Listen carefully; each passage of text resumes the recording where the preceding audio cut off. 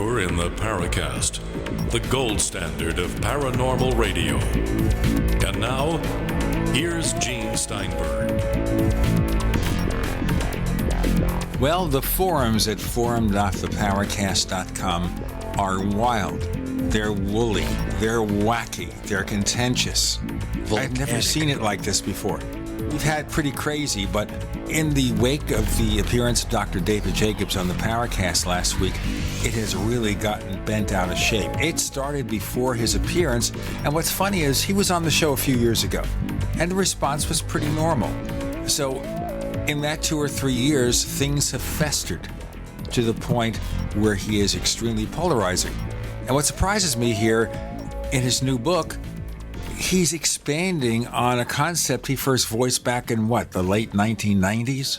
About the purpose of the hybrid aliens? I think it was a little earlier than that, but yeah, it's been almost 20 years. Right, so that being the case, why suddenly has it become so contentious? Well, I think people are more informed, have had more time to think about it, have watched a barrage of questionable claims that have come down, I think, since the mid to late 90s. And then all of a sudden, abductions kind of, took a back seat. I noticed that in the years preceding the demise of Bud Hopkins' physical health, it just seemed to kind of fade from the limelight for a number of years. And now we're seeing kind of a resurgence, but with a new twist. And I think people they just have had enough of a lot of anecdotal information that's being coalesced together and sci-fi sounding scenarios proposed. I just think people are a little bit more polarized now. I think you have, a minority who's in a position of questioning this type of work and these types of conclusions, while the vast majority of people will buy anything that comes down the pike because it might conform to their worst fears, their hopes, their fears, their predisposed opinions about things. And we have an audience that, for the most part, I think is the former, people that are more critical, open-minded, but skeptical. And it takes a lot to convince them of the reality of something. And when you have someone who just, refuses to attempt to, use technology, to use diagnostic science and these types of tools that could easily, if this is real, provide the kind of, evidence that would put all the naysayers back in their place. And, that's just not happening. I think we're seeing I don't know. It's almost like the decline and death of abduction research in its initial, form. And I think we're going to see different types of methodologies, different types of approaches gaining more and more favor within the community, the investigative community. And I think people are going to start getting more creative with it because just like ufology in general, the abduction realm has been spinning its wheels for decades. And I just don't see that old paradigm continuing on much longer, Gene. I really think that we need new approaches, creative thinking. I mean, I sound like a broken record, and everybody's heard me say this time and time again, but it's true. I mean, we need to tear this thing down, like Greg said, and almost start from scratch.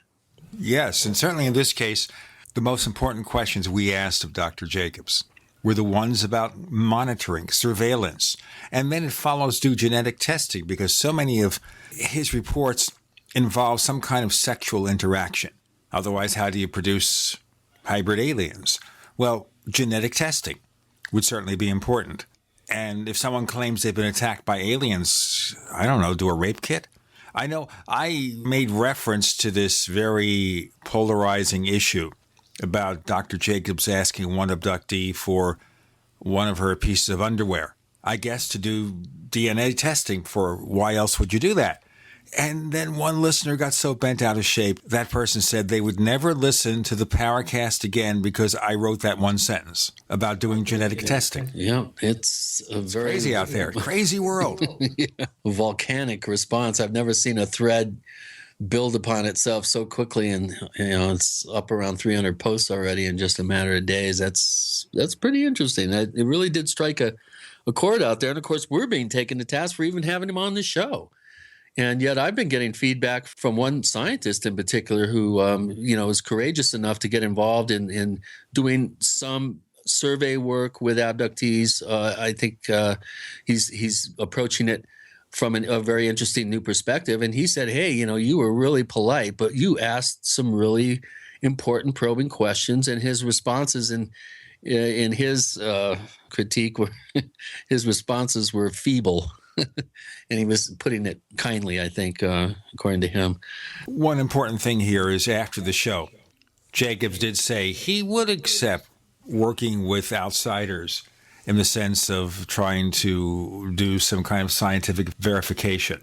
I would hope out there, if we have any private detectives, security experts, people like that, who would let us know, and we'll get you in touch with Dr. David Jacobs, and we'll hold his feet to the fire. Yeah. And if people are saying, look, we will set up the equipment to do surveillance, I think at that point it's up to him to respond in the affirmative. I mean, I understand about privacy concerns. I understand about the fact that the people, the subjects of that surveillance, would have to agree to it.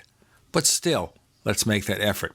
Speaking of making efforts, there's an article that was published in Mother Jones magazine. And I'll read you a couple of sentences from it because this goes to what you're trying to do, which is to do some kind of surveillance to record paranormal events. It says a group of scientists and academics from around the world has launched a new effort called UFO Data, which stands for UFO Detection and Tracking, to apply some rigorous scientific research to the study of UFOs. It points to an all-volunteer project of people from around the world. And one of the members of this group is Leslie Kean, of course, who's an investigative journalist who has done a lot to advance research into UFOs. I am hoping something like this can be set up because, again, it follows from what you're trying to do with your San Luis Valley camera project, and that is to do some active work with scientific instrumentation to research UFOs. Get past the stories. We have enough stories out there. I mean, at one point, I remember back in the old days of Jim Mosley's Saucer News, where he admitted to me, I'm tired of hearing about sightings. It's enough already. We hear about sightings all the time. What about the evidence? Where do we take it? In fact, that's a question we're going to ask our guest today, who is also getting huge numbers of questions from our listeners, Stanton Friedman. And he's been involved in UFO research actively since the 1970s. And he was one of the first people to bring to light the supposed evidence of the Roswell crash with William Moore and Charles Berlitz. So he's been around the block, and he speaks of alien visitations, a cosmic Watergate, meaning, of course, that the government must know the secret. So we're going to ask him, what progress have we made after all these years in UFO research to get some answers? What do we know today that we didn't know in 1955? Let's start there. What do we know today? Good question. I don't know that we've learned all that much. I do know that we're learning one thing, that is a lot of listeners, except those who quit because they don't like a single sentence that I utter or write in the forum. A lot of listeners love the Paracast Plus. And we don't just offer this show ad-free. We offer after the Paracast. And last week we spent about 30 minutes or so disassembling the discussions we had with Dr. David Jacobs. It was an extensive analysis, and I think you listeners will enjoy it. To be able to hear after the Paracast, you have to subscribe to the Paracast Plus. Go to plus.theparacast.com, plus.theparacast.com. Simple sign-up instructions. We have 5-year memberships and a lifetime membership at a big discount. We give away free ebooks from Chris O'Brien for long-term memberships. Check it out for yourself. We urge you to check it out. Plus.theparacast.com. We've got Stanton Friedman in the wings. He'll answer your questions and ours with Gene and Chris. You're in the Paracast. So here's what happened. I was placing an order online. The site went down. It took hours before it returned, but I had already placed the order with another company. If your site goes down, you could lose business. And if you have a business or personal site, you'll want to know it's easy to run and it will stay online. At iWeb, your site is hosted on one of the most reliable networks in the world. Talk to a sales rep at iWeb.com. Use the promo code TechNightOwl for a special discount. First came Attack of the Rockoids, and it was a critically acclaimed success. And now there's The Coming of the Protectors. A former military intelligence man is contacted by a space woman in a dream that turns out to be a nightmare because evil forces on our distant planet are planning to conquer the Earth. This is gripping science fiction of the classic kind. Attack of the Rockoids and The Coming of the Protectors. Find out more at rockoids.com. That's Rockoids, ROCKOIDS.com. Hi, Peter Vaccaro for ParanormalDate.com. Are you looking for love in all the wrong places? Now you have a chance to change that by signing up for free at ParanormalDate.com. This incredible dating site puts people of like minds together. People who are interested in the strange, the unusual, mysteries, ghosts, UFOs, and the afterlife, and so much more. ParanormalDate.com was developed for you, people seeking a viable alternative to the other dating services. You can join for free by going to ParanormalDate.com, and if you decide you like it and want to connect with people, use the code GEORGE for a substantial discount. Mark Rawlings, president of ParanormalDate.com, says so many people hunger to share their experiences about the paranormal, the unexplainable, or the afterlife, and so much more, and this is the source for them to meet and share that common interest. So sign up for free at ParanormalDate.com, ParanormalDate.com, and use the code GEORGE if you decide to connect with someone you like. There are hundreds of silver products on the market today, but there's nothing like the astonishing health benefits of the multi-patented One Silver Solution. Boost your immune system at a great price with our Silver Solution Liquid, starting at $12.95 a bottle. Now available in regular and extra strength. That's half the price of the leading competitors. Call 844-USILVER for your free catalog, or go to OneSilverSolution.com. OneSilverSolution.com. There is only one Silver Solution. Are you tired of commuting to a job that makes someone else rich? Working harder than ever, but getting nowhere? Do you hate spending hundreds of dollars every week on daycare? Having someone else raise your children? With our opportunities, you can start earning money as soon as next week. You get to be the boss, work from home, and live a happier life. At Be the Boss Network, you'll find hundreds of work-from-home opportunities that you can literally start today and be earning money as soon as next week. Go to freedom106.com and start earning money as soon as next week. You get to be the boss. Get out of the rat race. Work from home. Go to freedom106.com right now and change your life today. That's freedom, the number 106.com. Go to freedom106.com and start earning money as soon as next week. You be the boss. Go to freedom106.com. A lot of people's lives and bodies are out of balance.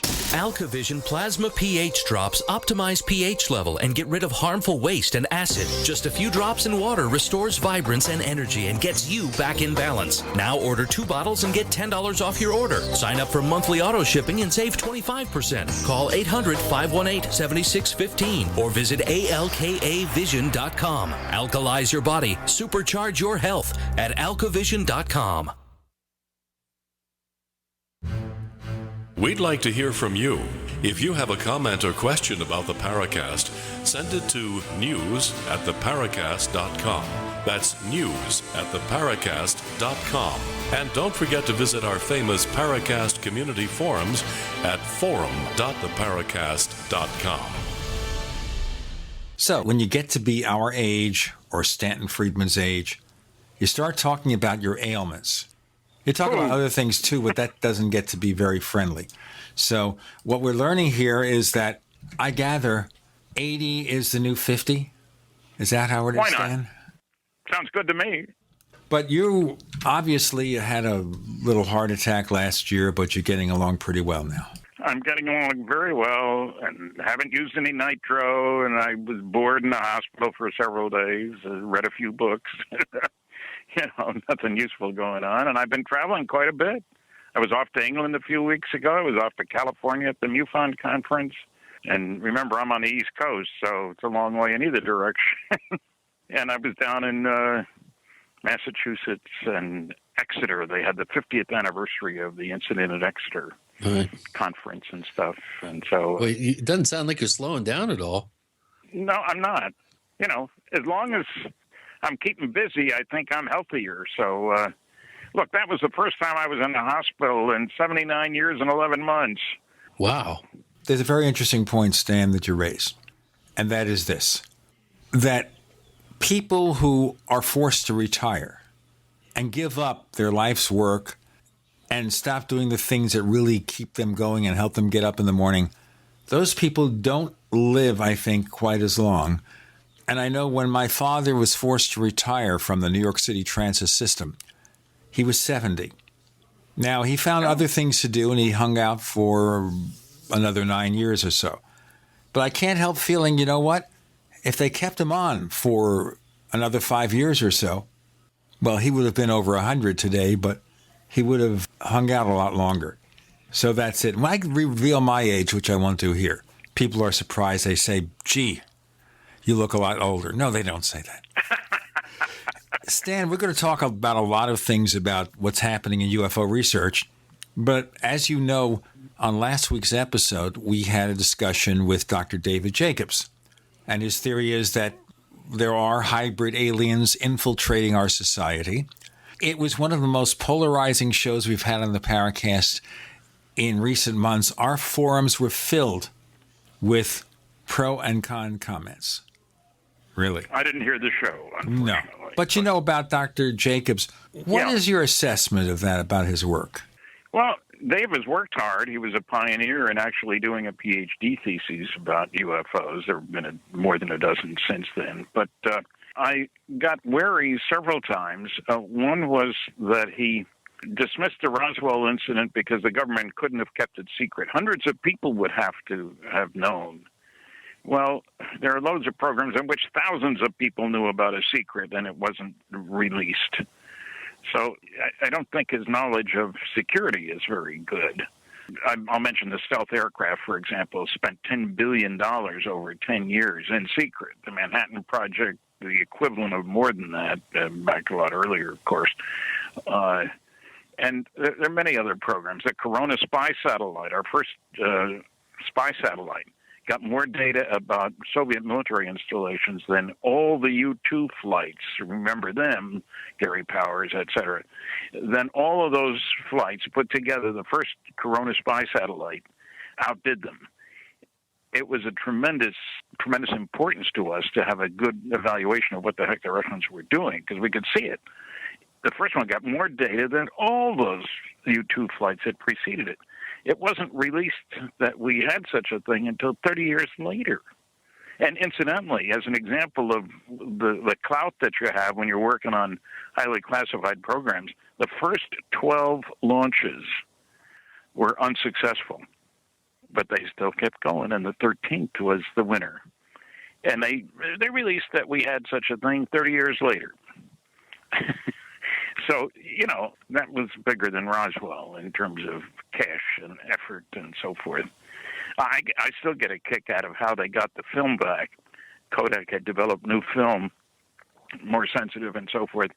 They deorbited the film container from the satellite, and it was caught over the Pacific by an airplane, in effect with a big net. And it worked very successfully. They did it over the Pacific because they didn't want anybody to know what they were doing, of course, but and certainly the American people didn't know what they were doing. I think Dave, when he was hypnotizing a potential abductee over the phone.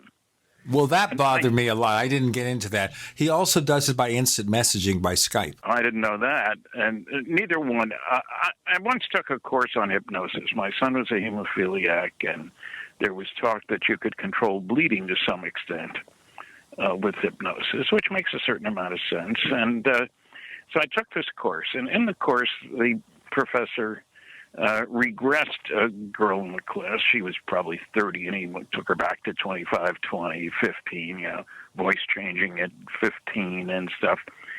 And he took her back to her 8th birthday, which should have been safe after all. And she broke into tears. Her father had died on her 8th birthday. And I'll tell you, I was glad he was doing the hypnosis and not me, because he was able to get her out of it and take care of things. So how do you do this, when you're not there? And over the phone, you can't tell what's happening. You can't see the person, anything like that. And so I don't believe that it's all in order to have infiltration by hybrids. Look, when I see what they do with nuclear weapons on top of missiles, they have a little more down-to-earth stuff than that to be concerned about. And, what bothers me is that I don't see many people thinking through, why would aliens come here anyway? And, you can talk about graduate students doing their thesis research on the development of a primitive society. That's one thing. But I think the bigger picture is that from an alien viewpoint, we are a primitive society whose major activity is tribal warfare. It's easy to forget, especially for younger people, because they weren't alive at the time, that in World War II, we nice Earthlings killed 50 million people. We destroyed 1,700 cities by bombing, of course. And after the war, we have set off 2,000 nuclear warheads. Only 2 on people, thank goodness. But anybody looking at us would say, holy cow, they've joined the nuclear club. And, our first H-bomb was 1952. Released the energy of 10 million tons of TNT. The Russians sent one off that was 50 million tons. You put one in the middle of New Jersey and you'll have fires from New York to Philadelphia. All right, we know the background here, but I think the question I want to pursue very quickly before we go on to other things, and we're going to break in just a moment, and that is here, basically and fundamentally, Dr. David Jacobs is not producing any evidence except what abductees supposedly tell him, that there are hybrid aliens and what their intent might be. Let's get into more of this in a moment, and a lot more. With Gene and Chris, you're in the Paracast.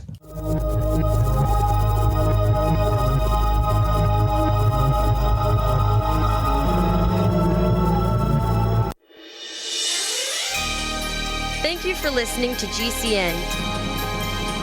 Be sure to visit GCNlive.com today.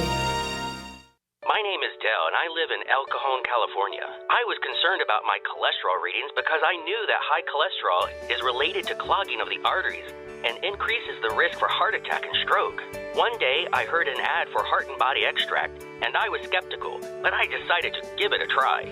Man, the numbers don't lie. Learn the secrets of an effective, natural, 100% organic nutritional supplement for a healthy heart and circulation at hbextract.com.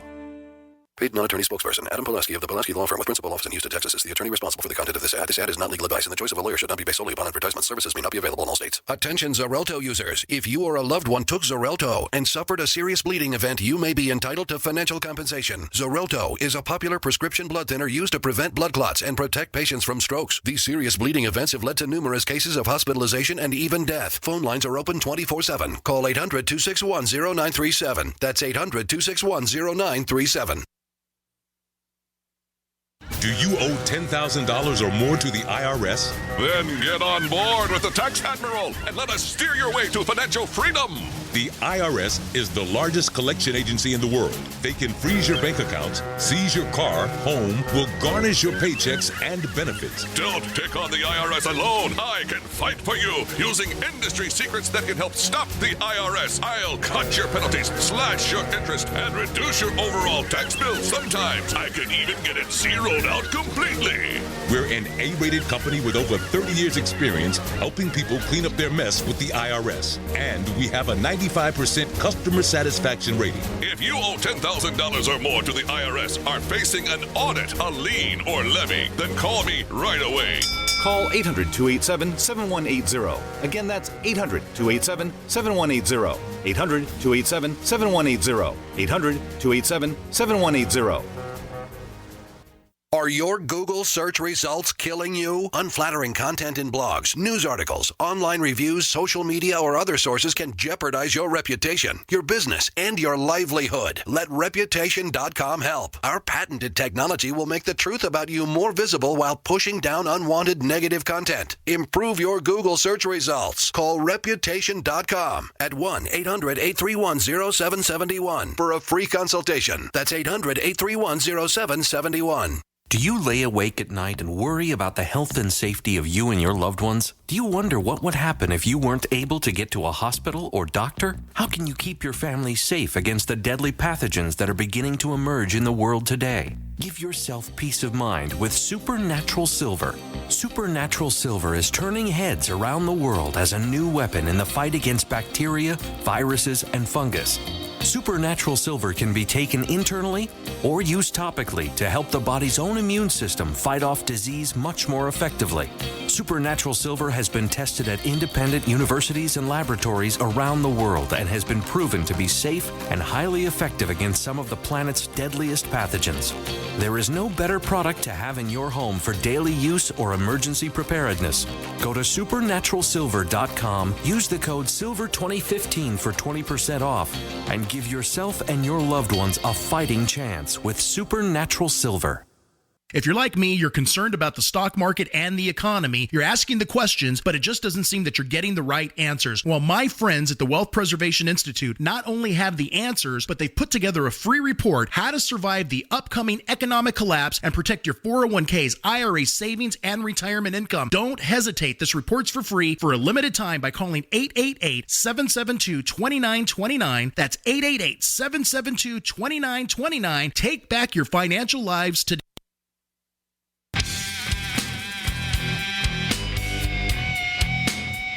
This is Kurt Sotheby, author of UFO Mysteries, and you're listening to the Paracast.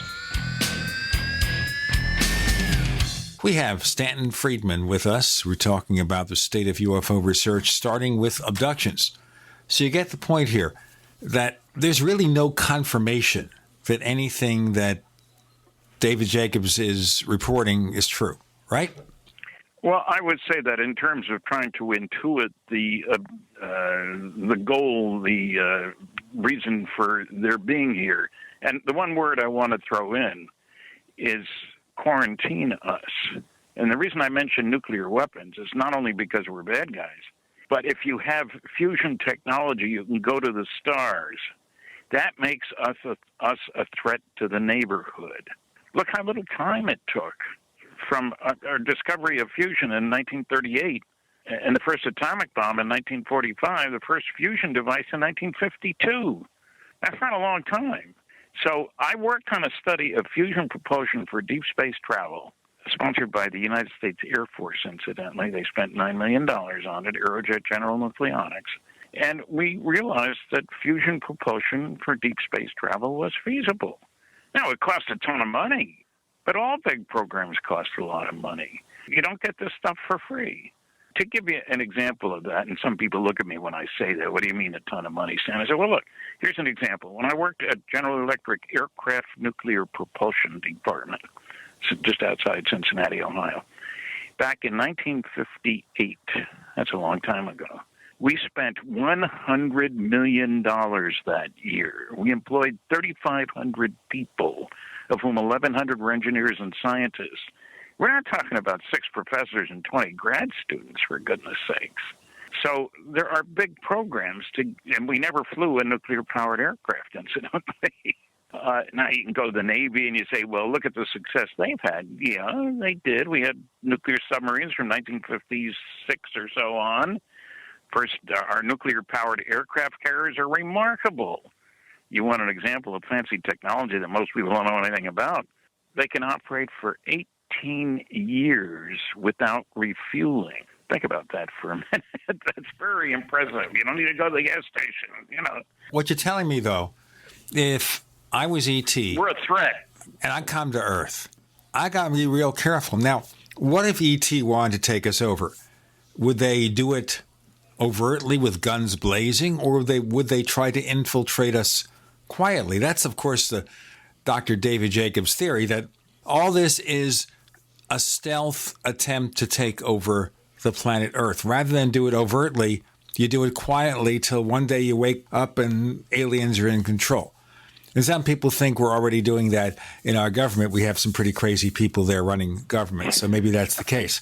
The key here that I worry about abduction research is the evidence. Right now, all we have is anecdotal evidence. We have what people supposedly recall from hypnotic sessions. And I worry about doing it on the phone. I worry about doing it by Skype. Yes. But I would point out that there is an active effort. Kathleen Marden, Betty Hill's niece, and I are co-authors in a couple of books and stuff. We've worked together on a number of things. And she has put together a survey of supposed abductees to see if there are commonalities.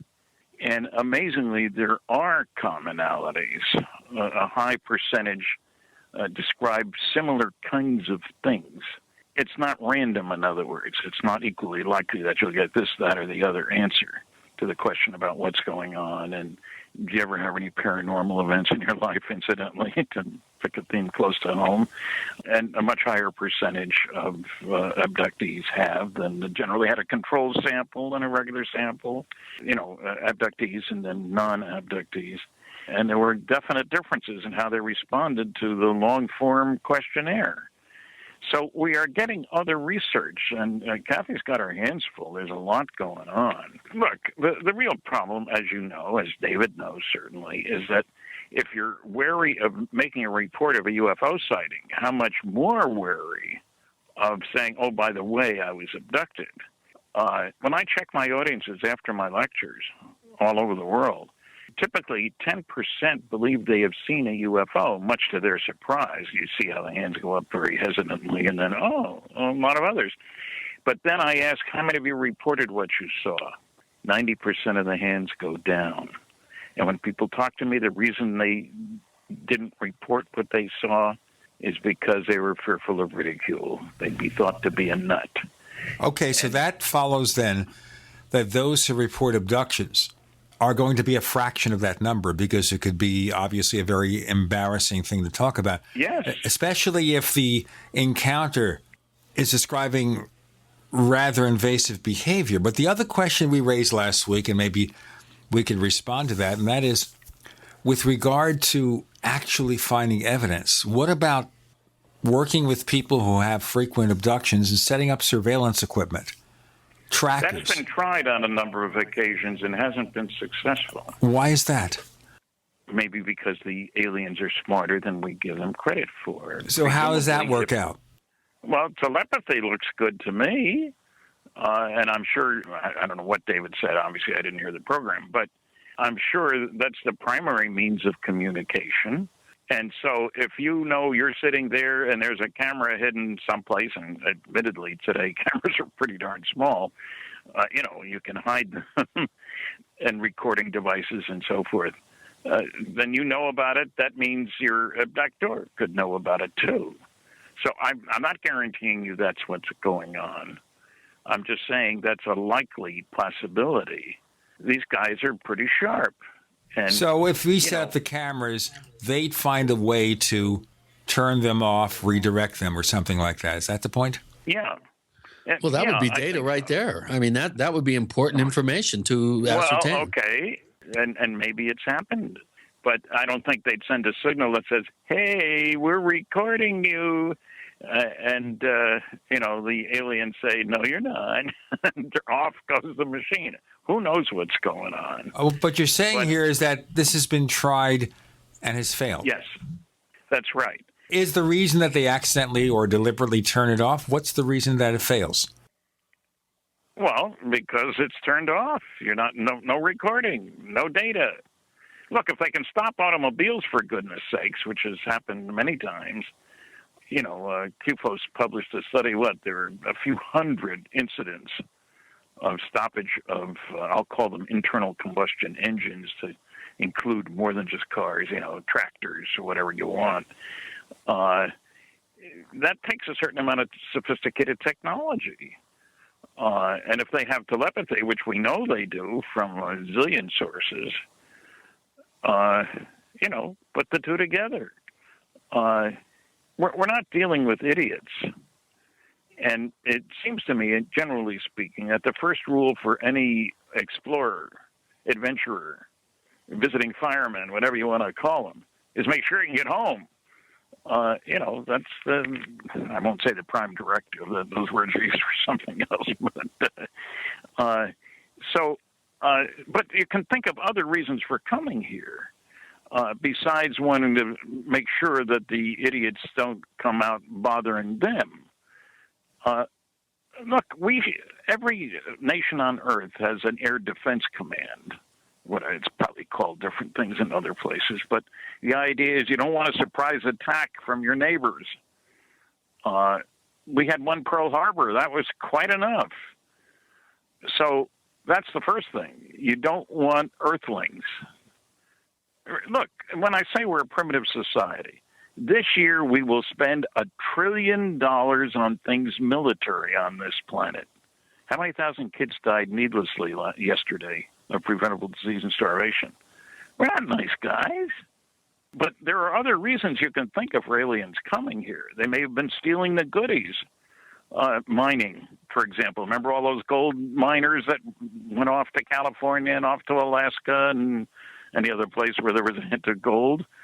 There were huge numbers of people when it was difficult to travel. You didn't hop on your nearest airplane to go to California. It was a long haul back in 1849.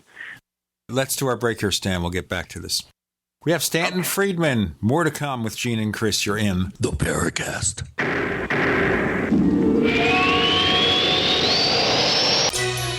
Thank you for listening to GCN. Visit GCNlive.com today. Conspiracy Journal is your #1 source for the hidden world of the weird and strange. We bring you thought-provoking and controversial material for free-thinking individuals who are seeking what is really going on in our world today. Some of this material may adversely affect you. Other pieces are meant to enlighten. Either way, be prepared to be intrigued by such things as the reality of UFOs, ghosts, strange creatures from time and space, hidden conspiracies, time travel, Nikola Tesla, suppressed technology, and a whole lot more. You can find out more by visiting our website at conspiracyjournal.com. There you can sign up for our free weekly newsletter sent directly to your email address. Find out what they don't want you to know.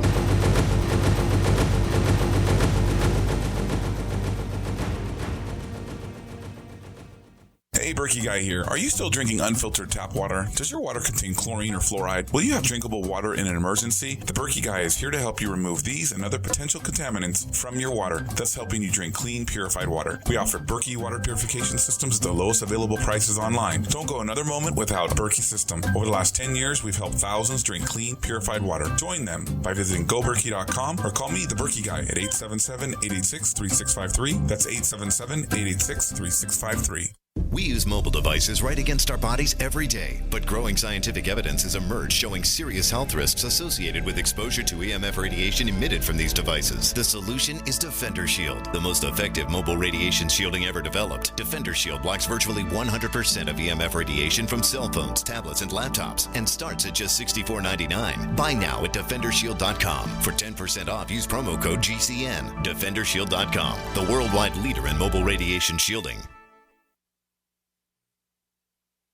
So you've got to take a state construction license exam or certification. Can't decide on what books or what chapters to study? Discover right now how you can eliminate unnecessary books and wasted study time. At contractorexam.com, our study materials zero in on state-required test topics in an effective, multiple-choice format. So whether you're a plumber, electrician, general contractor, or other construction-related trade, contractorexam.com will help get you prepared. Visit us at www.contractorexam.com today. Don't complain about your cable bill going up and up and up. Do something about it. Grab a pencil and jot down this special number, 1-855-905-MY-TV. The more cable TV rates go up, the better digital satellite TV looks. Say goodbye to the cable guy and get more of your favorite channels in 100% digital quality for less money. Call 1-855-905-MY-TV. Sign up for packages starting as low as $19.99, and there's no equipment to buy. You get free HD TV upgrade, a free DVR upgrade, and free professional installation. You control what you watch when you watch it. Record your favorite shows, pause and rewind live TV, even skip the commercials. Watch local channels too. At just $19.99, what are you waiting for? Pull out your major credit or debit card. Call 1-855-905-MY-TV. 1-855-905-MY-TV. Say goodbye to the cable guy. Cut costs and get more. 1-855-905-MY-TV. 1-855-905-MY-TV. Owe $10,000 or more to the IRS? Get on board with the Tax Admiral. Don't take on the IRS alone. I'll cut penalties and reduce your overall tax bill. Sometimes I can even get it zeroed out completely. We're an A-rated company helping people clean up their mess with the IRS. If you owe $10,000 or more, then call the Tax Admiral. Call 800-287-7180. Again, that's 800-287-7180. 800-287-7180. Hi, this is James Fox from Chasing UFOs. You're listening to the Paracast, the gold standard of paranormal radio. We have Stanton Friedman. I should mention we have lots of questions from listeners. And I'm going to ask just one question to backtrack on what you said before, then we'll move on. And that is with regard to some kind of monitoring or surveillance equipment. So the point being here is that every time this technique has been tried with abductees, those having repeated experiences, something sabotages the effort. It never works. Is that correct? That's right. As far as I know. Now, if you know different, I'd like to hear about it. Okay.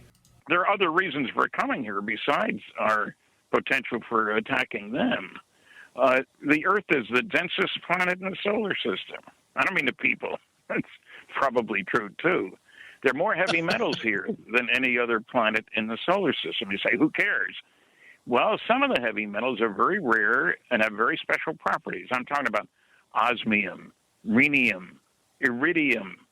Osmium is twice as dense as lead, incidentally.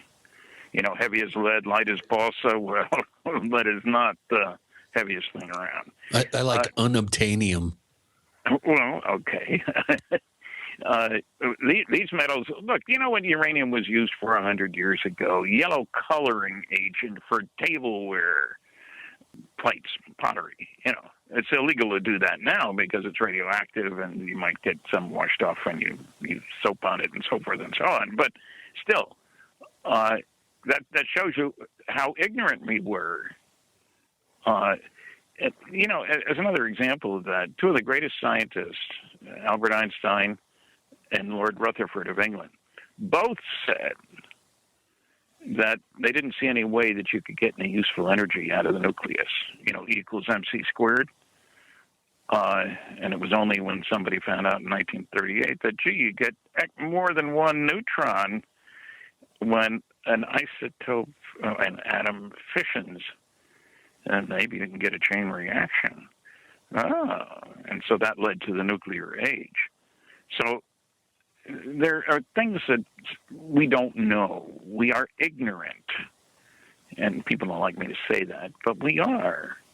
Progress comes from doing things differently in an unpredictable way.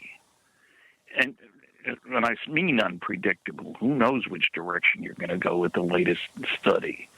But we may represent a different kind of thing. They may have been stealing the goodies here for years, and we're fouling up the planet. Many reports, I presume you've had somebody on the air talking about underwater UFOs.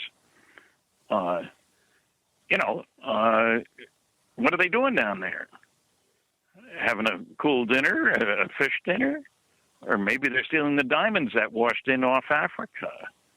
Or all kinds of other things. So we got to be really careful about thinking that we know what these guys are up to, the only thing they're doing. But when you got a bus coming this way, you can have people, small Earth excursion modules on the big mothership that are doing all kinds of things. Why waste the trip? So we are still ignorant. Let's not put the cart before the horse here. Let's go into the theories and how we get there. So there's a question that's been raised from time to time, and that is looking at UFO research in the original Kenneth Arnold sighting in 1947.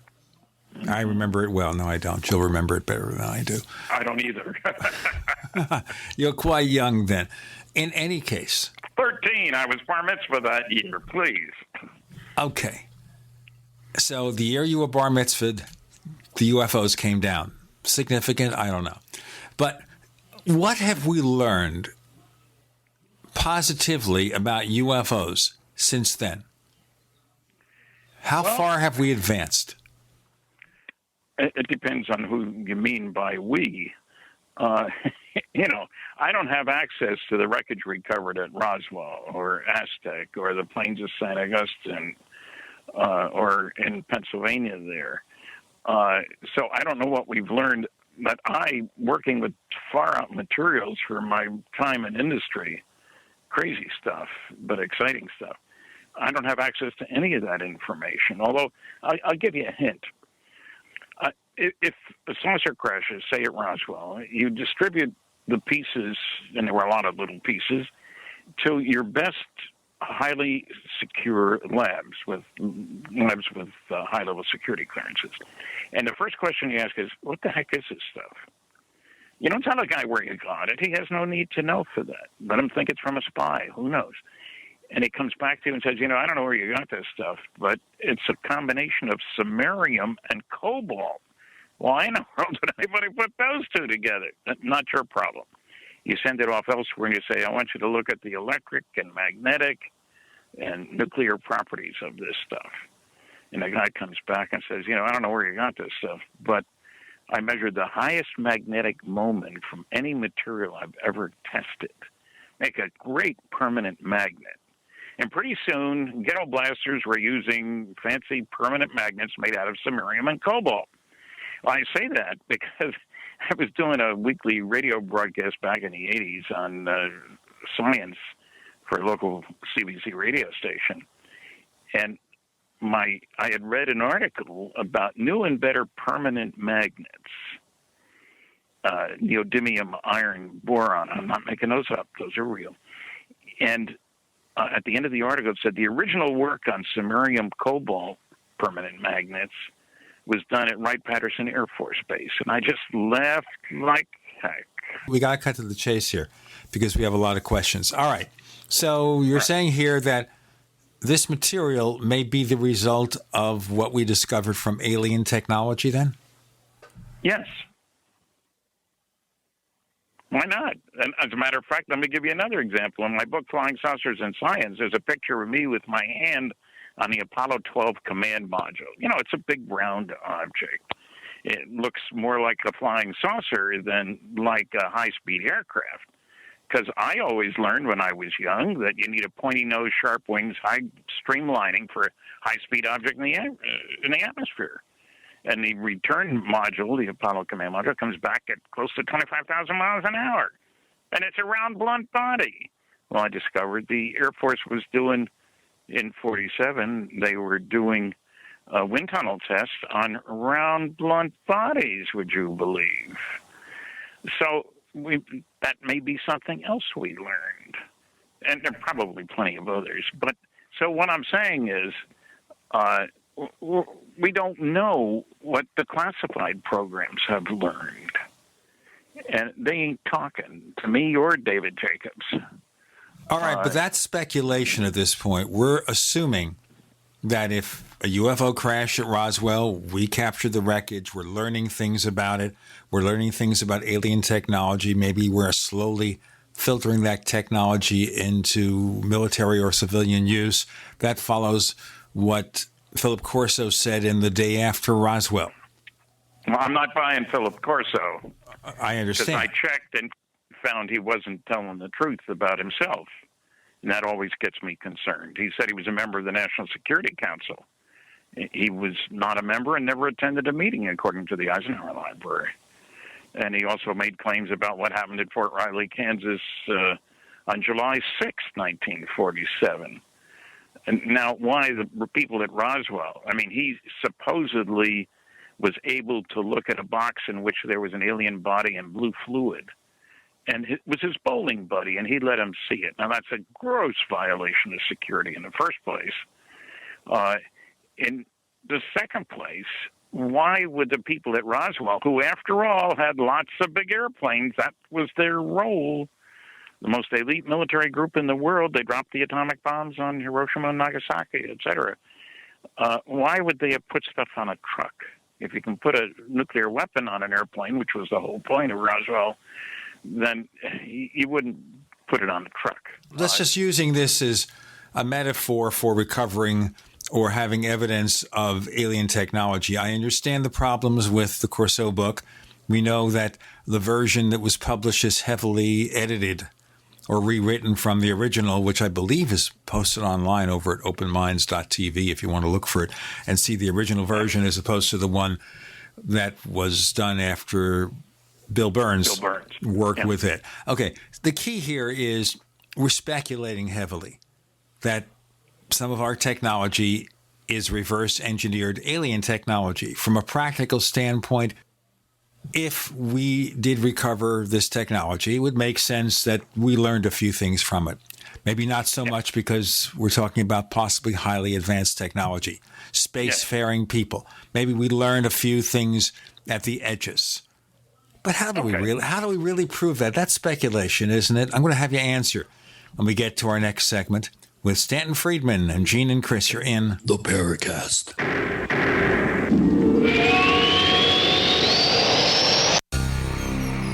Thank you for listening to GCN.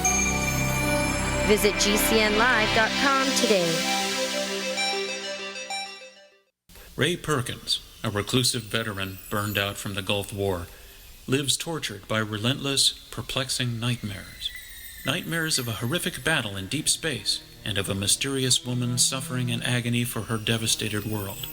A woman not yet born, calling across centuries to him. Then, a coincidence leads him to his destiny, his chance to alter the universe. Attack of the Rockoids. The former fiction editor for Star Wars and Indiana Jones, Robert Simpson, writes, "The soul of the novel Attack of the Rockoids lies in its heart and passion for building a convincing tale of a love that spans the galaxy. A thrilling story. Attack of the Rockoids is available now. Read a sample chapter and get a special discount off of the cover price at our website, rockoids.com. That's ROCKOIDS.com. Attack of the Rockoids, a novel in the grand science fiction tradition." You wouldn't go swim with the sharks without a cage, would you? Hey, has anyone seen Larry?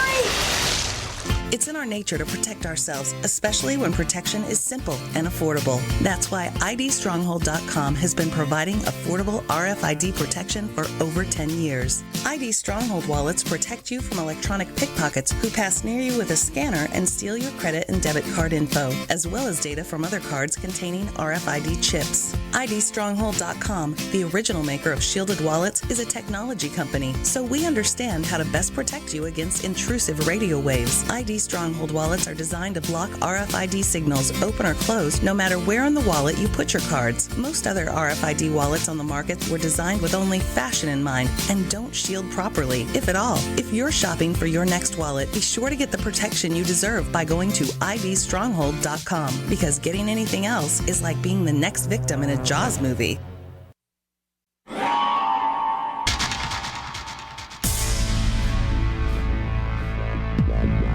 Welcome back to the Paracast, the gold standard of paranormal radio. And now, here's Gene Steinberg.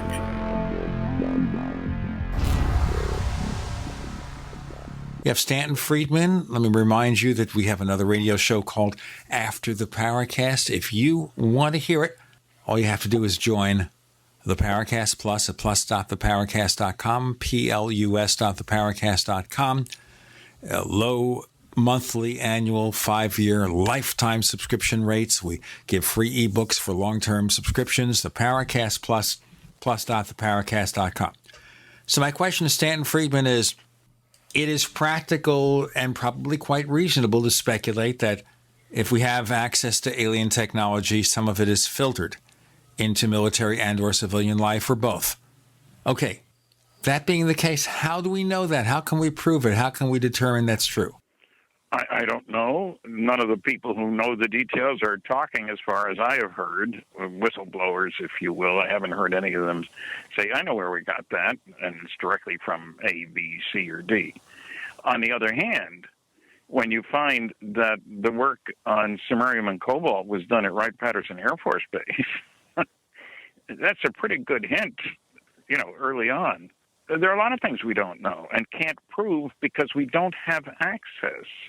Look, one of the frustrations of working under security is you may find, and this happened to me when I was working on nuclear airplanes, I was reading classified abstracts, and there was great work by the Navy on nuclear radiation shielding, which is what I was working on, and I had the right clearance. I had a Q clearance. And this was secret restricted data. I should be able to get that. No way, Jose. I couldn't get the need to know from the Navy. And you didn't have a private email account in those days? No email account, that's for sure. But my point is, you don't have access to this stuff. Even if you've got the clearance, the second step is the need to know.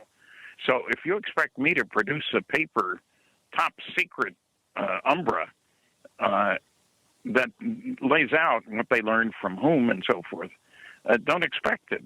It's an irrational expectation. Okay, I'm not expecting it, but I'm saying this.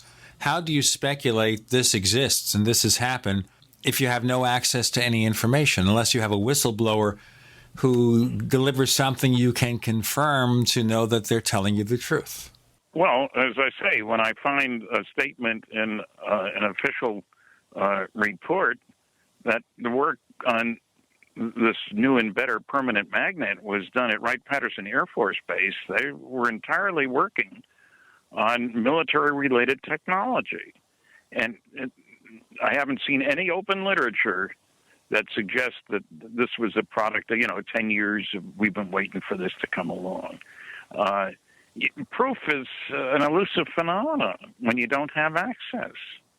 That's true, and also well, need to let me know. give you another example. The NSA, I went after their top secret Umbra reports, their intelligence work, and they released, because of a legal action from Citizens Against UFO Secrecy, way back when, they released 156 pages of top secret Umbra NSA UFO documents. UFO, by their definition, you make a request and, okay, finally, they weren't happy about it, but they finally released it. The only trouble is you can read one sentence per page. So I know it's there, and I know it's from the NSA, and I know it's about UFOs. That goes with the territory of what I asked for and so forth. And I have no way to get the rest of that. And don't tell me erase the white out because there's nothing underneath. They Xerox it first. They're not stupid. Somebody has suggested that to me. Why don't you just erase the white? Great thought. It doesn't work that way. We can treat the paper and remove the marking pen, but that's ridiculous. Well, yes, it is ridiculous, and people have tried that. It doesn't work. But so I know it's there. Can I prove to you what's under the whiteout? No, of course I can. I've got dozens of top secret Umbra CIA UFO documents. That goes with my getting the data. It took 2 years to get it after they were listed on a list that the NSA had put out. And they refused to declassify. You can read 6 words on a page. My favorite page says deny in toto, all blacked out underneath that. That's CIA, and that's old stuff. Some people say, well, there's only a little bit. No, this is from back in the 80s, for goodness sakes.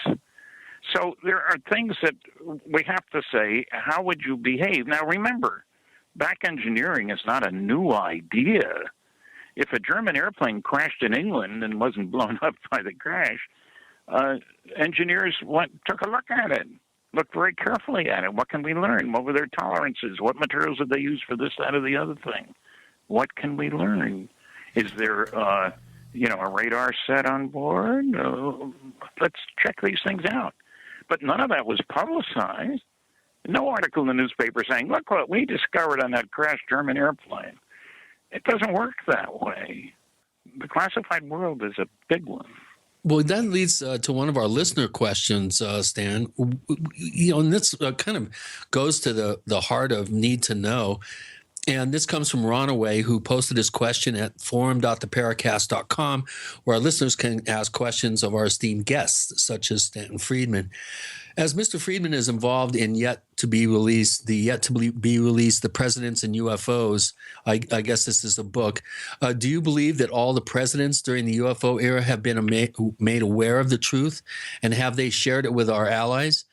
And do you believe that the FOIA program, or the Freedom of Information Act request program, will ever unearth any game-changing information? I would say no on the latter thing. Do I think we've shared it? No. There were strong rivalries during the war between the Brits. It happened on the nuclear side, and we know this because people have talked long after the war was over. What access do we give the Brits, for example, to our nuclear weapons stuff? So presidents, remember, the maximum these days that a president can stay in office is 8 years. Presidents come and go. The intelligence agencies go on forever. And with, what should I call it, fancier spying with the internet and electronics and all this sophisticated stuff, and what the NSA does and all these things. I don't think presidents are given access to everything. You don't want him to be caught at a press conference with a surprise question that, he may think not enough before giving an answer to. All right, so you're saying here basically the presidents are not read in on UFOs. Is that the case? I'm thinking other than maybe President Truman or Eisenhower. Well, I think Eisenhower would have known, but because he was in a different position from everybody. He knew about, for example, breaking the German codes. There's an example of a highly classified program. There were 12,000 people at Bletchley Park in England during World War II, whose job it was to intercept, decode, translate, and very carefully distribute what they found from the German military communications. Great care had to be taken so the Germans wouldn't think that their codes had been compromised. They'd have changed them and we'd been up the creek. Eisenhower knew about that stuff because he was the chief of the Allied Expedition Forces, whatever they're called. And then as president, I think he would have. I believe that there are maybe 4 legitimate MJ-12 documents, and one of them was a briefing for President Eisenhower. And I've heard a zillion objections, and I find that none of them stand up under careful examination. So I think would have been one exception to that, because he'd worked under security. Pretty darn thoroughly, during the war. But what about Harry Truman? You're saying that he didn't know, even though the early Harry Truman, I think he knew some, but that didn't mean he would get monthly reports on the latest discoveries we've made about flying saucers. Yeah, he wrote the memo, starting Operation Majestic 12. Let's get back into that in our next segment. We have Stanton Friedman, and we're just starting to pose some of the many questions you've asked in forum.theparacast.com. With Gene and Chris, you're in The Paracast. Do you need a website? Well, you can get a great deal on hosting services with Namecheap's legendary coupon code. They're offering substantial hosting discounts on shared hosting, business hosting, VPS hosting, reseller hosting, and even dedicated servers. Namecheap is preferred by millions. It's backed by a money-back guarantee. Use the coupon code LEGENDARY to cash in on the special deal at Namecheap.com, Namecheap.com. First came Attack of the Rockoids, and it was a critically acclaimed success. And now there's The Coming of the Protectors. A former military intelligence man is contacted by a space woman in a dream that turns out to be a nightmare because evil forces on her distant planet are planning to conquer the Earth. This is gripping science fiction of the classic kind. Attack of the Rockoids and The Coming of the Protectors. Find out more at rockoids.com. That's Rockoids, ROCKOIDS.com. My name is Bill Bonner, and I'm the president of the largest private news and research network in the world. And I paid for this airtime because I have an important message to the American people. There's a change coming that the government isn't telling you about. This change has deep implications for life in America, from where you shop to the doctors you visit and the family you want to protect. Look, I've made predictions like this before. Thing is, I was right then too. A few years ago, I warned that housing prices would collapse. They did. Before that, I warned that .com companies would crash. They did. Those who listened had a chance to save themselves. But this has nothing to do with the stock market. This will affect us all. You can watch the video for free right now by going to disappearingdollar.com. Again, that's disappearingdollar.com. Silver has always been nature's very own antibiotic, and only one system allows you to produce an endless supply of nano-sized silver solutions right from the convenience of your home. Silver Lungs. With the addition of our unique lung delivery system, respiratory infections are targeted directly, where traditional oral administration simply cannot reach. This pioneering method also preserves the original particle sizes and delivers your silver solution directly into the bloodstream. See the Silver Lungs generator and lung delivery system at silverlungs.com. That's silverlungs.com.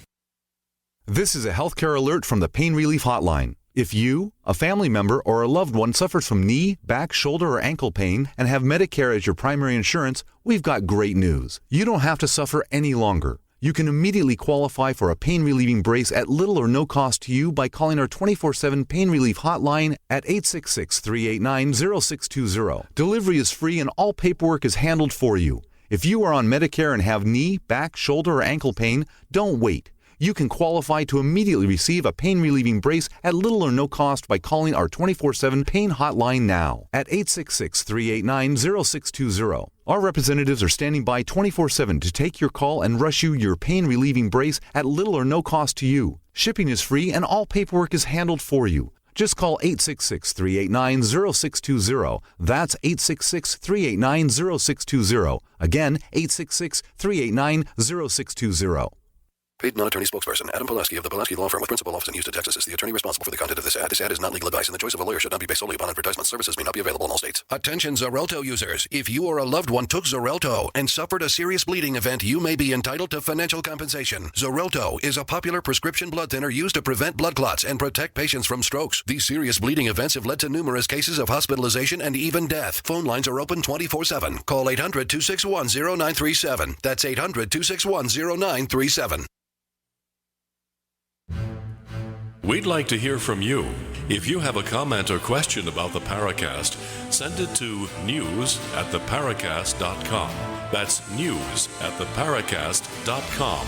And don't forget to visit our famous Paracast community forums at forum.theparacast.com.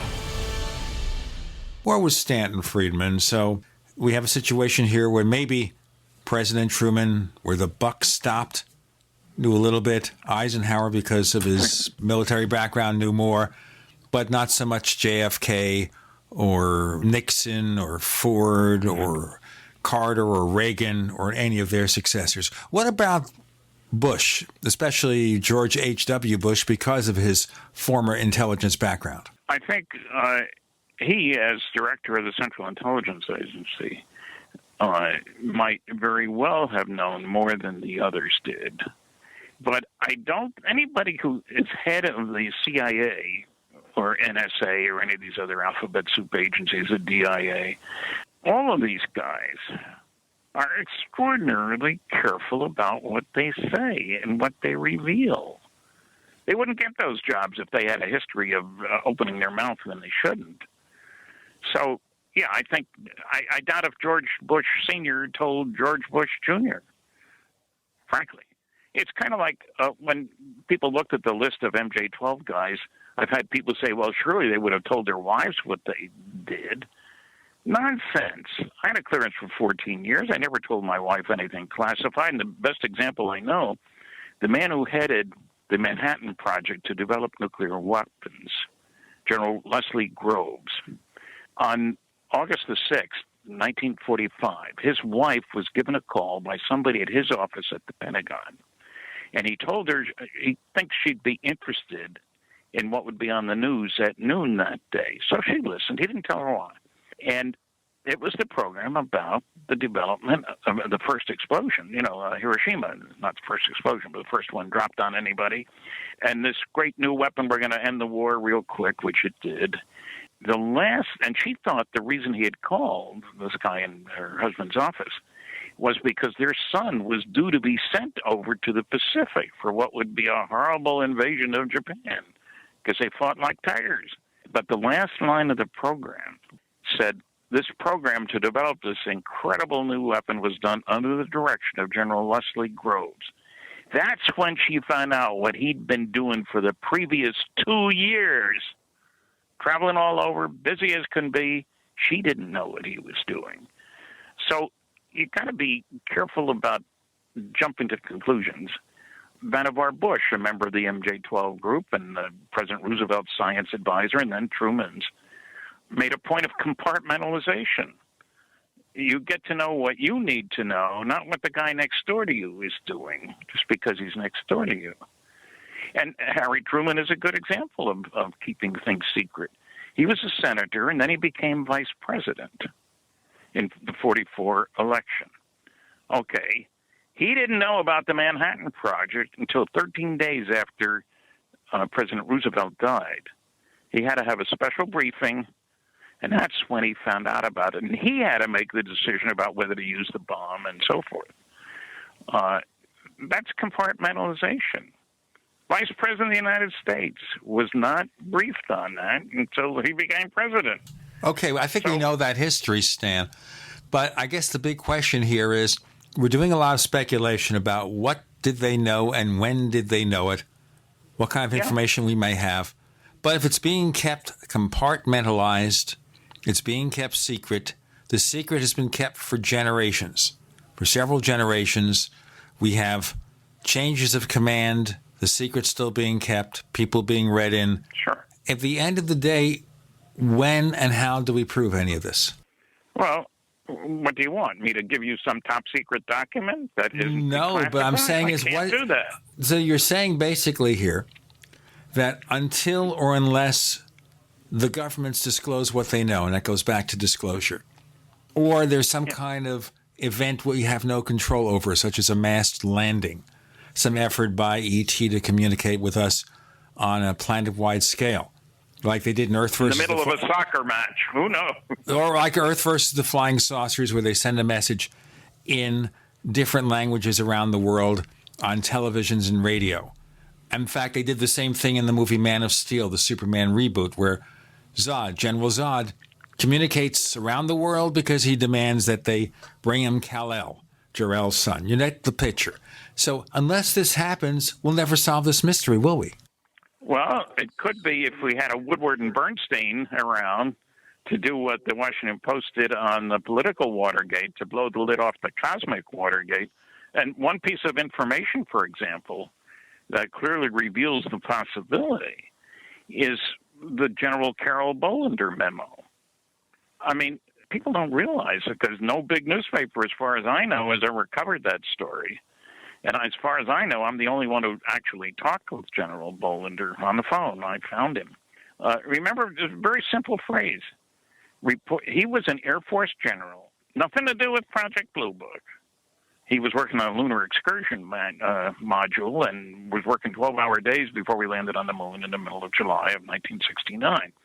Earlier in 69, the Condon report had recommended that Project Blue Book, ostensibly the only government agency concerned with UFOs, that it be closed because it wasn't contributing anything to defense or intelligence. So they asked General Bolender, what should we do about Project Blue Book? I mean, he's an Air Force general. And he wrote a memo, which we didn't see until 10 years later, and as a result of which Blue Book was closed at the end of '69. In a memo, he said, reports of UFOs which could affect national security are made in accordance with JNAP 146 or Air Force, that's Joint Army Navy Air Force Publication 146, or Air Force Manual 55-11, and are not part of the Blue Book system, which is an extraordinary statement. 2 paragraphs later, he says, if we close Project Blue Book, the public won't have a place to report UFO sightings. However, as already noted, reports which could affect national security will continue to be investigated using the procedures designed for that purpose. Remember, the Air Force has been saying umpteen years, ain't nothing else besides Blue Book. That's it, folks. We've closed that, once they had. That's all there is to it. Well, I located General Bollinger 10 years after this was written. And I asked him, I gave him my background, that I got a clearance for 14 years and so forth, and was very intrigued with his memo. I said, it sounds to me like you're saying there are 2 separate communication channels. One for reports which could affect national security, and I gave him an example. I said, I just heard a recent example of a saucer going down the runway at a Strategic Air Command base where nuclear weapons were stored. That's one thing, which by definition is a matter of national security. There's not supposed to be anybody there who doesn't have a clearance, and no matter what color his skin. And then I said, if my wife and I are walking down the street and see a saucer fly over, big deal. It happens all the time. He agreed with me. 2 separate channels of communication. No major press group has pointed that out. And I think the obvious thing, after spending an awful lot of time, as noted in my book, Top Secret Magic, MAJIC, that the MJ-12 documents provide us with the answer. Operation Majestic 12 was set up to handle those reports which could affect national security. Let's do our break. What? And then we have questions from listeners and more of Stanton Friedman with Gene and Chris. You're in the Paracast.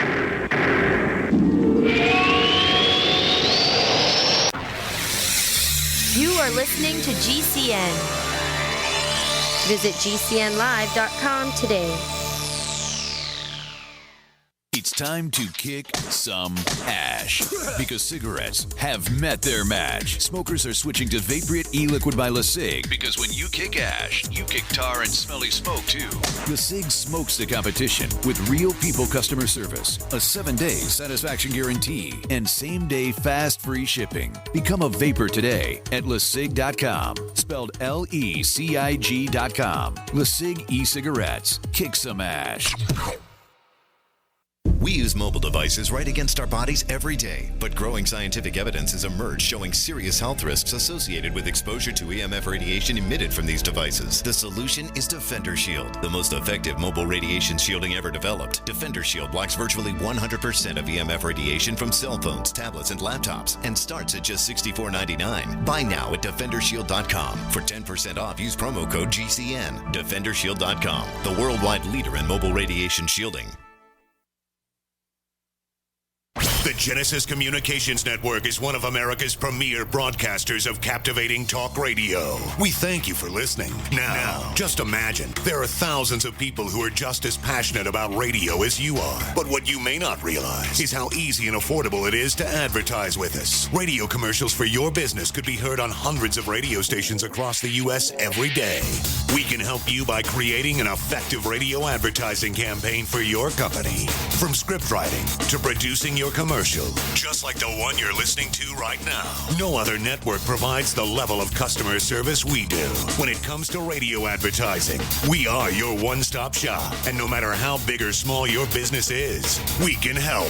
Email us at advertise@gcnlive.com, and an experienced advertising executive will help you take the first step towards driving more customers to your business or website. Advertise@gcnlive.com. Easy, affordable, effective.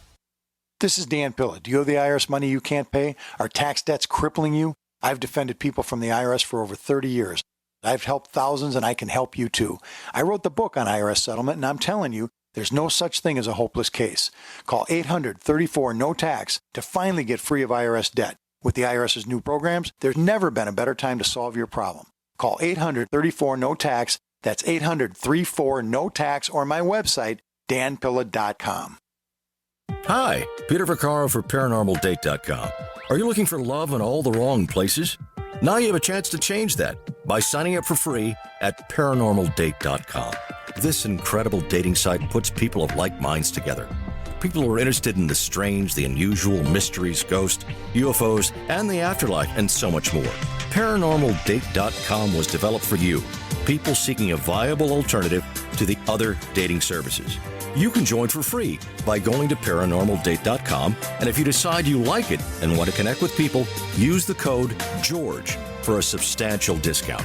Mark Rawlings, president of ParanormalDate.com, says so many people hunger to share their experiences about the paranormal, the unexplainable, or the afterlife, and so much more, and this is the source for them to meet and share that common interest. So sign up for free at ParanormalDate.com, ParanormalDate.com, and use the code GEORGE if you decide to connect with someone you like. Owe $10,000 or more to the IRS? Get on board with the Tax Admiral. Don't pick on the IRS alone. I'll cut penalties and reduce your overall tax bill. Sometimes I can even get it zeroed out completely. We're an A-rated company helping people clean up their mess with the IRS. If you owe $10,000 or more, then call the Tax Admiral. Call 800-287-7180. Again, that's 800-287-7180. 800-287-7180.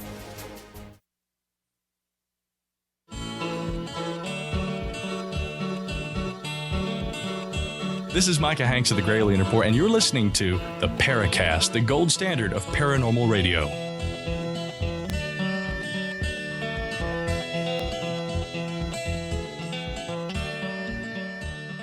We have tons and tons of questions from our listeners as we get to the second I'll give you a short answer. You bring them out of the woodwork, Stan. Here's a good one. This comes from Eric the Red, and it dovetails into another question from Spectre73. The question is probably better, I think, asked of Richard Haynes, but do you have any feel for how frequently Air Force and commercial pilots see UFOs, and how often have you been approached by such people who wish to tell you of their encounters? And then this question from Spectre73 is great. What is your response to Stephen Hawking's remarks that, quote, UFOs appear only to cranks and weirdos? Why do individuals in the scientific community take such a stance? Now, first we're talking about commercial and Air Force pilots, and we know that they've reported seeing these objects. And in the first part of the question is, do these types of people approach you very often? They don't get a chance to approach me very often. I get people telling me about their sightings, but pilots are particularly circumspect. Remember, we have this, what's the name of the outfit? Dick Haynes is their chief scientist. They have an organization for reporting of UFO sightings by pilots where they guarantee anonymity to the pilot. Right. And they've had NARCAP, National Aviation Reporting Center for Anomalous Phenomena. I think that's right. Right. They've got more than 1,000 reports as of a few years ago. Yeah. And so they get it off their chest, but nobody who flies for Delta wants to tell anybody that a Delta pilot saw a UFO. Well, we can't fly on Delta, can we? You know, what I'm saying is, yes, pilots do see things. And look, MUFON is getting over 1,000 reports a month these days. Yeah. That's a lot. I mean, how many do you need? You know, that's what I've been asking for years. Well, what about Stephen Hawking saying that only cranks and weirdos? No, he didn't say that. The British Astronomer Royal said that. Oh, okay, that's what the question asks. Rees, R-E-E-S.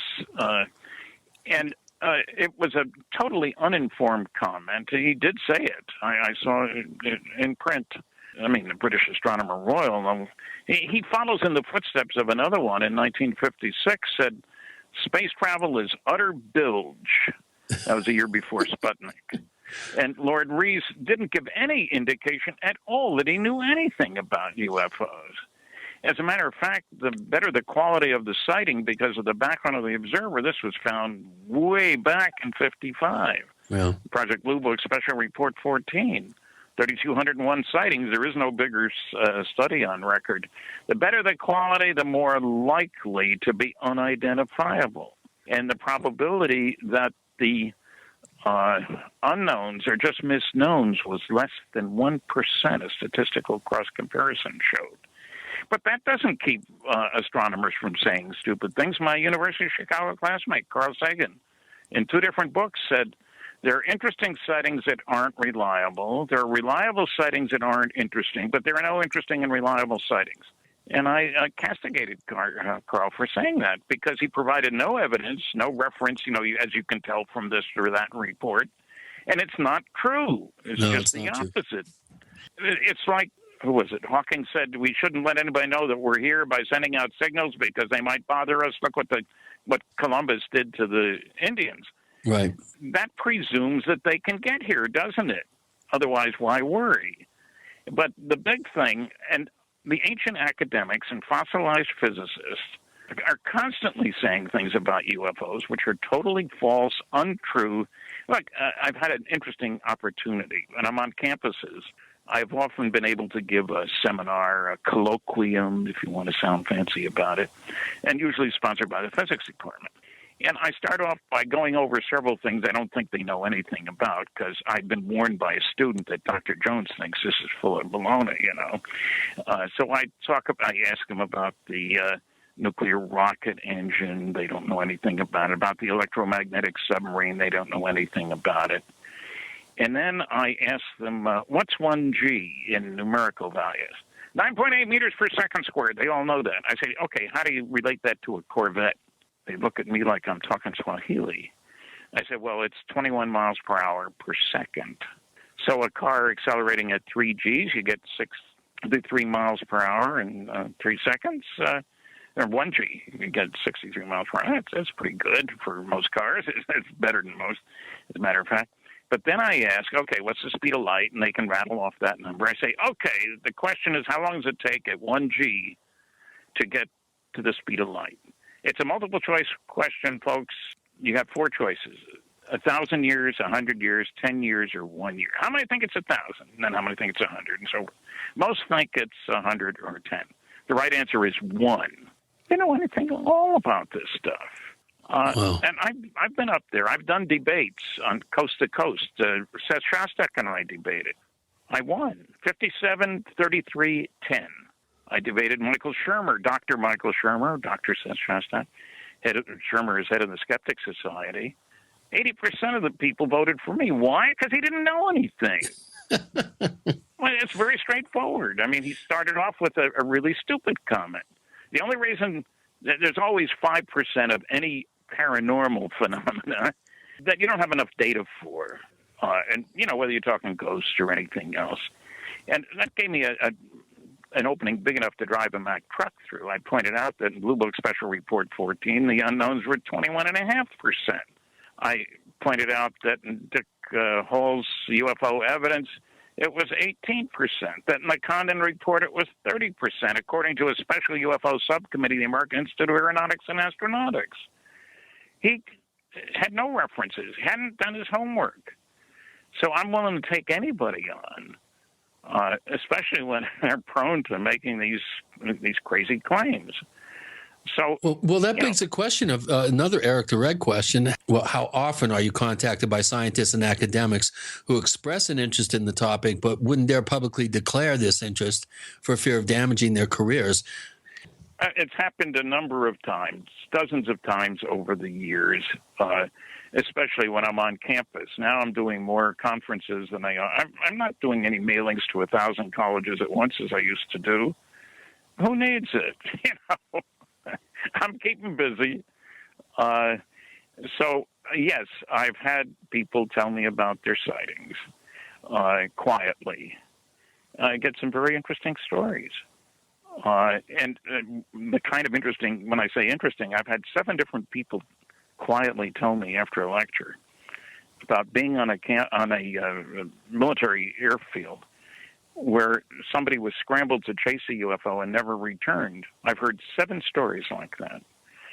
If I've heard 7, that means there's a heck of a lot more out there. And we remember that way back in 52, the regulation for military pilots was shoot them down if they don't land when instructed to do so. How do you tell an alien to get his UFO on the ground so you can examine it? pretty silly, frankly. But that has happened 7 times. I get reports. Well, here's a typical report after a lecture. I ask how many have had sightings. Typically 10%. How many reported it? 10% of the 10%. And then I ask people how many were in the service at the time. You want to tell us about it? I had one guy in front of 1,300 people says, I can't. They told me not to say anything. I had another guy who said, they took my pictures. Didn't say anything more. And so I said, look, I'm not asking your name. You don't need to stand up, but I'm sure the audience would like to hear the rest of the story. About 500 people there in Indiana. And so he remained seated and told about flying a 4-engine Air Force plane over the Pacific, plane 20 miles ahead, radios back, saucer heading your way. They took pictures. They had gun cameras on board the plane. Reported, called the base they were going to, informed them that they were bringing in intelligence information. The crew does not take the film down to the drugstore, as somebody suggested to me. And when they land, the film gets taken and they get debriefed and told never to say anything. I'll tell you what, we won't be able to say anything if we don't break. Stanton Friedman with Gene and Chris, you're in the Paracast.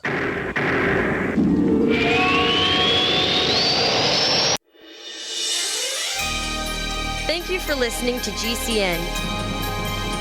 Be sure to visit GCNlive.com today.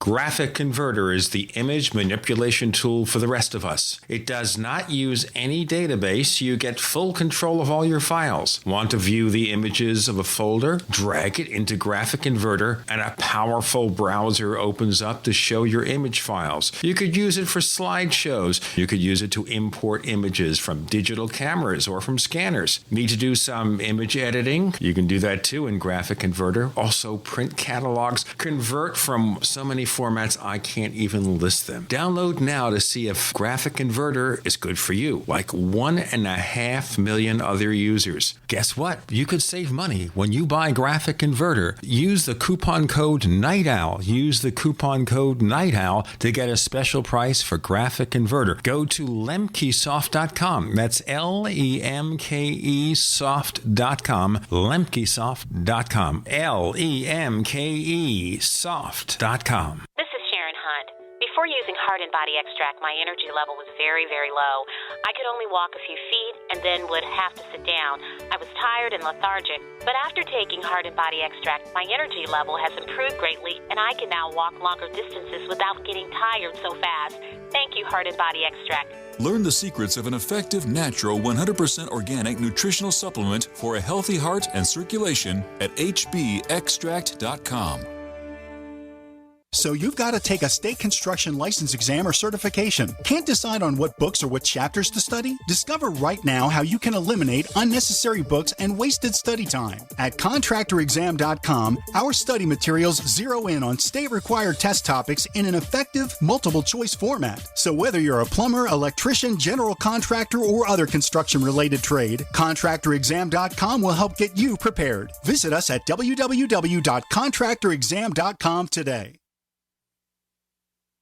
Hey, Berkey Guy here. Are you still drinking unfiltered tap water? Does your water contain chlorine or fluoride? Will you have drinkable water in an emergency? The Berkey Guy is here to help you remove these and other potential contaminants from your water, thus helping you drink clean, purified water. We offer Berkey water purification systems at the lowest available prices online. Don't go another moment without Berkey system. Over the last 10 years, we've helped thousands drink clean, purified water. Join them by visiting goberkey.com or call me, the Berkey Guy, at 877-886-3653. That's 877-886-3653. Sciatica, lower back pain, hip pain, poor posture. If you suffer from any of these problems, get ready to relax. Introducing an amazing product that's been in the market for over 25 years, the Sacro Wedgie. It was invented by a football coach using a common-sense osteopath technique. He created this device to help his athletes by isolating and supporting the sacrum, which is the keystone of our anatomy. This wedge-shaped bone is in the center of our hips, where a lot of pain starts. Simply relax 20 minutes daily on the amazingly simple Sacro Wedgie and let gravity do the work, helping muscles rebalance and start releasing nerves. Sit in the sacro wedgie at the computer or while traveling to help correct posture to finally help relieve those stubborn aches and pains for only $33.95. It's made in the USA, so click the family-owned website at sacrowedgie.com, spelled SACROWEDGY.com, or call 1-800-737-9295. That's 1-800-737-9295. Relax your back pain away with the Sacro Wedgie.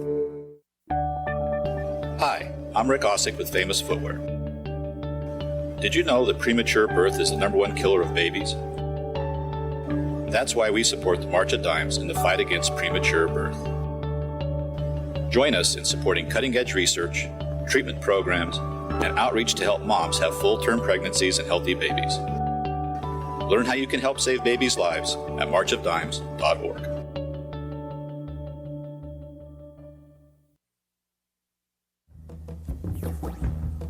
Hi, this is James Fox from Chasing UFOs. You're listening to the Paracast, the gold standard of paranormal radio. We have so many questions of Stanton Friedman. I'm not going to say a thing except, Chris, what's next?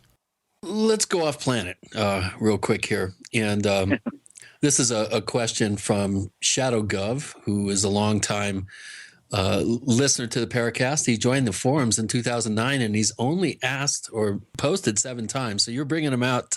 You're bringing the lurkers out, Stan. The question is, since Stan is a nuclear physicist, I was wondering what he thought of Dr. John Brandenburg's Mars was nuked hypothesis.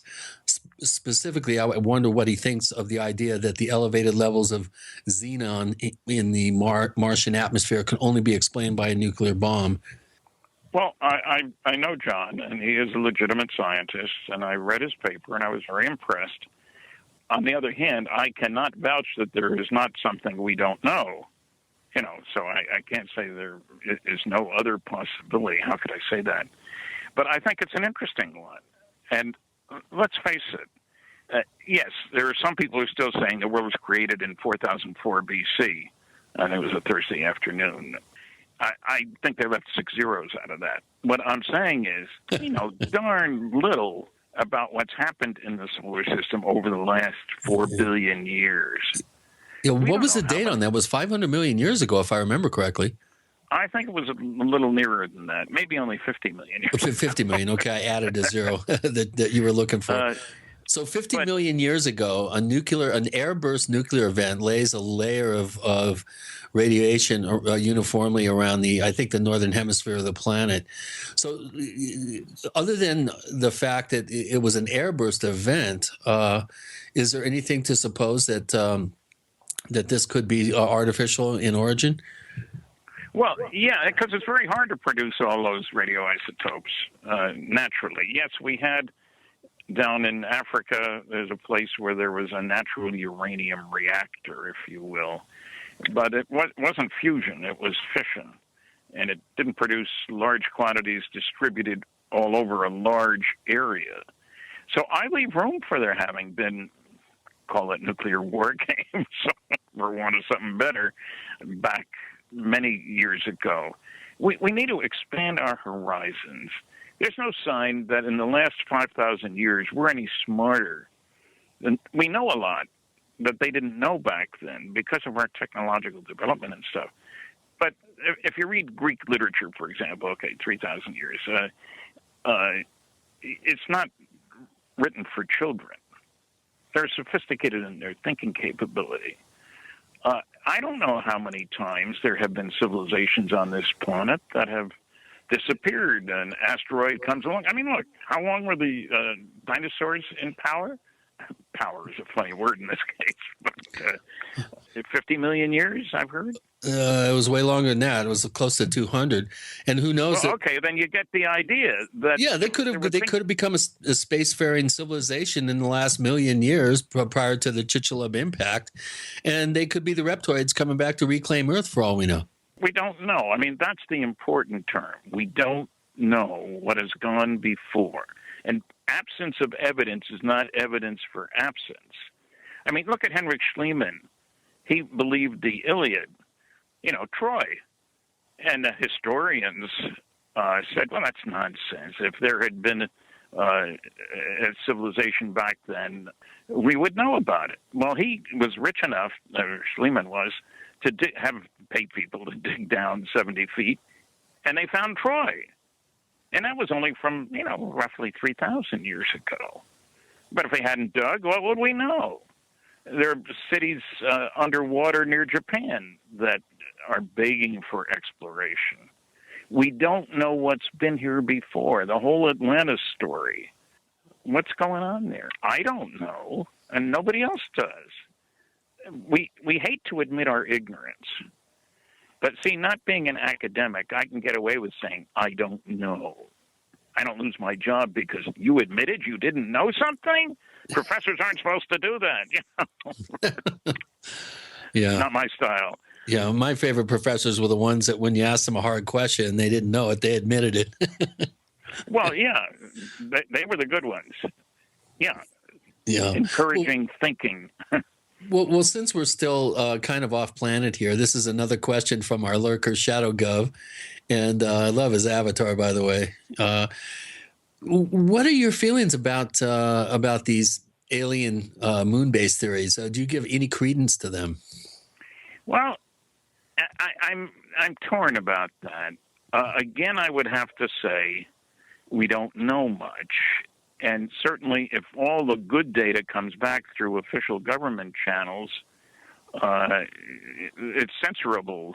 Is that the right? Censurable? Whatever. So it wouldn't surprise me if there had been bases placed on the moon sometime in the last million years. Whether it's 100 years ago, 50 years ago, or a million years ago, I don't know. It wouldn't surprise me, especially if it was on the other side of the moon, which we can't see easily.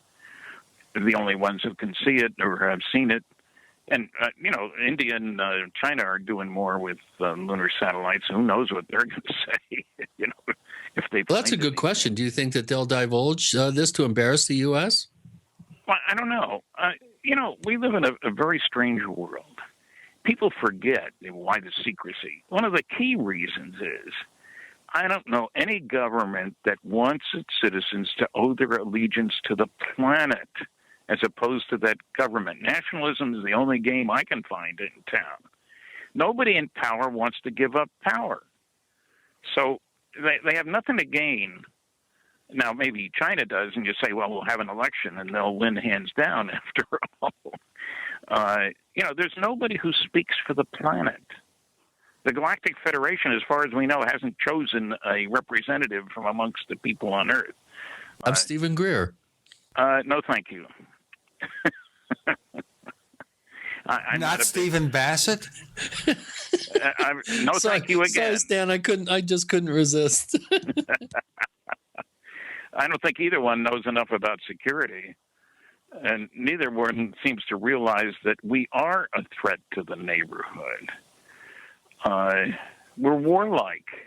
But you keep telling us here what's a good argument for E.T. to come down here and stop it. I mean, in the movie The Day the Earth Stood Still, the original one, where Klaatu says, if you don't get your acts together, we're going to take care of this ourselves, and we're going to destroy you, in so many words. So would E.T. have hostile intentions?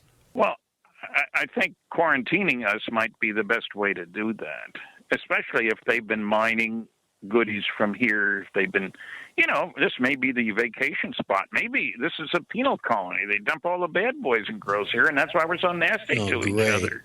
Right. This is Fort Roz. I think we're already quarantined. Well, you've read Bob Salas's book, haven't you? It's been a while. Well, I mean, the basic idea that they have done their best to make sure our nuclear weapons don't get used, if you will. Yeah. Let us know that they can control and all that sort of stuff. Yeah, well, they haven't talked to Dick Cheney. No, I haven't either. I'll grant you that. Be careful. Don't go out hunting with him. That's right. He could have got shot. Oh, well. Well, this logic is getting shot. Let's continue. Yeah. Okay. Again, we do have a lot of questions. You have covered a lot of the ground that these questions are asking about.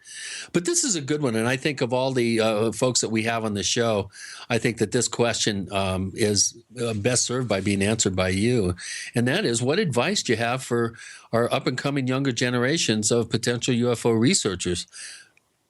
Well, I think, A, you got to study what's been done before. B, you have to recognize that there are a lot of well-educated people who are very ignorant about the subject. So don't expect good sense. In other words, a PhD, unless you're one of those dozen or so who got their degrees with a thesis like David Jacobs about UFOs, don't expect good sense from people who won't admit that they haven't studied the evidence because they think there is no evidence to study. If there had been, they would know about it. It's a vicious circle. So that's the first thing. The second thing, start realizing how rapidly our knowledge of how the universe works. Just look back, say, 1895. Before 1895, we didn't know about neutrons, gamma rays, X-rays. We didn't know about DNA. We didn't know about space travel. We didn't know about flight. We didn't know about antibiotics. There's a whole slew of things that we knew absolutely nothing about. We do know this, though. Now, we have another 4 segments left of this week's episode. Lots more questions with Stanton Friedman. So we want you to stick around. With Gene and with Chris, you're in the Paracast.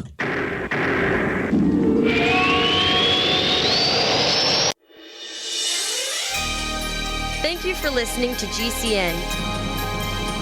Be sure to visit GCNlive.com today.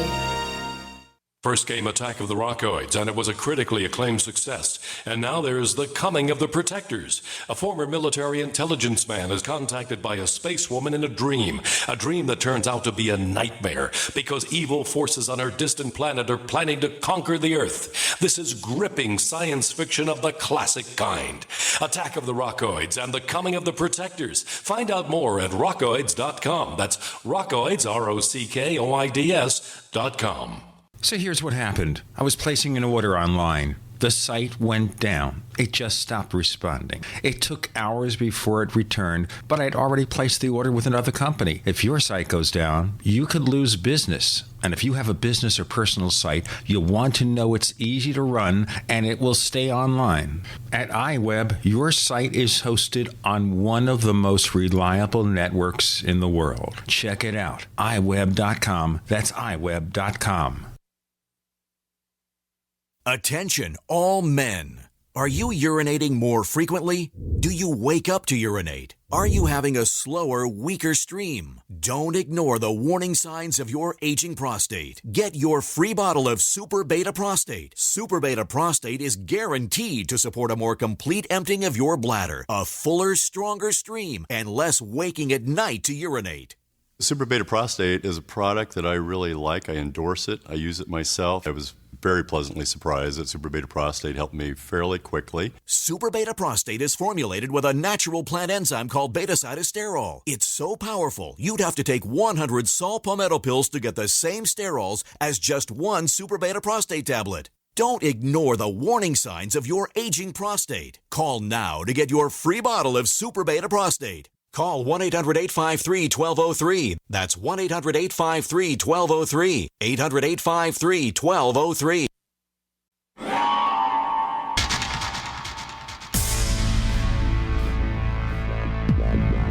Welcome back to the Paracast, the gold standard of paranormal radio.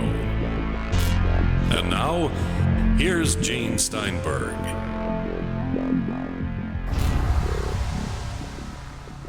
We continue with a line of questioning. This is not a congressional hearing. It's just Gene Steinberg and Chris O'Brien and dozens of listeners who've asked rather long questions sometimes of our guest, Stanton Friedman. We have a second radio show where we'll discuss the impact of this called After the Paracast. It's part of our premium service, Paracast Plus. You'll learn more if you go to plus.theparacast.com. That's P-L-U-S, not the plus symbol, P-L-U-S.theparacast.com. You get After the Paracast, the ad-free version of this show without the network ads and more. A lot more coming, and it's a low monthly, annual, 5-year, or now a lifetime subscription rate. Free ebooks and more, plus.theparacast.com.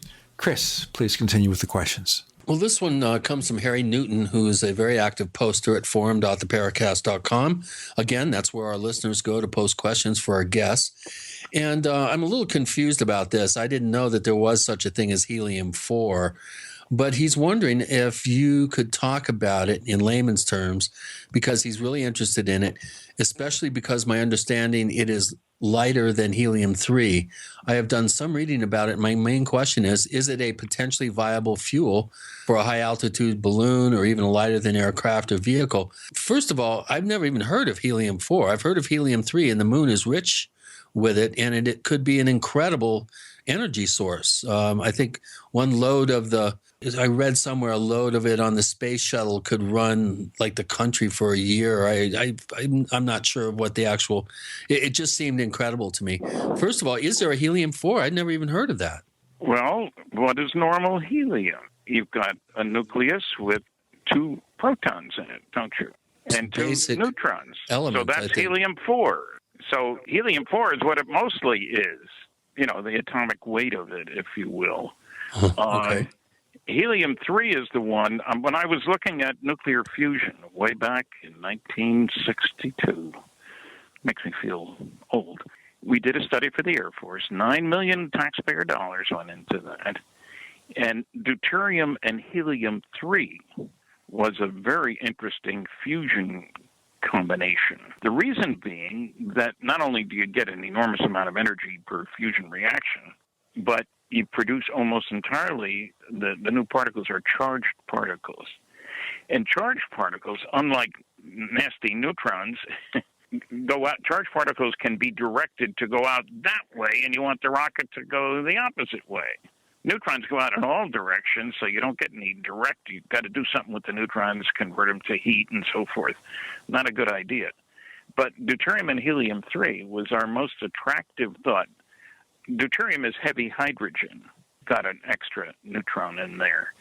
So that's the one that you normally talk about. And helium-3 comes from outer space, and yes, there is some on the moon, and Jupiter probably, and you can make it in reactors, but it's expensive to do that. If you can find it and mine it, that's a much better way of doing it, so to speak.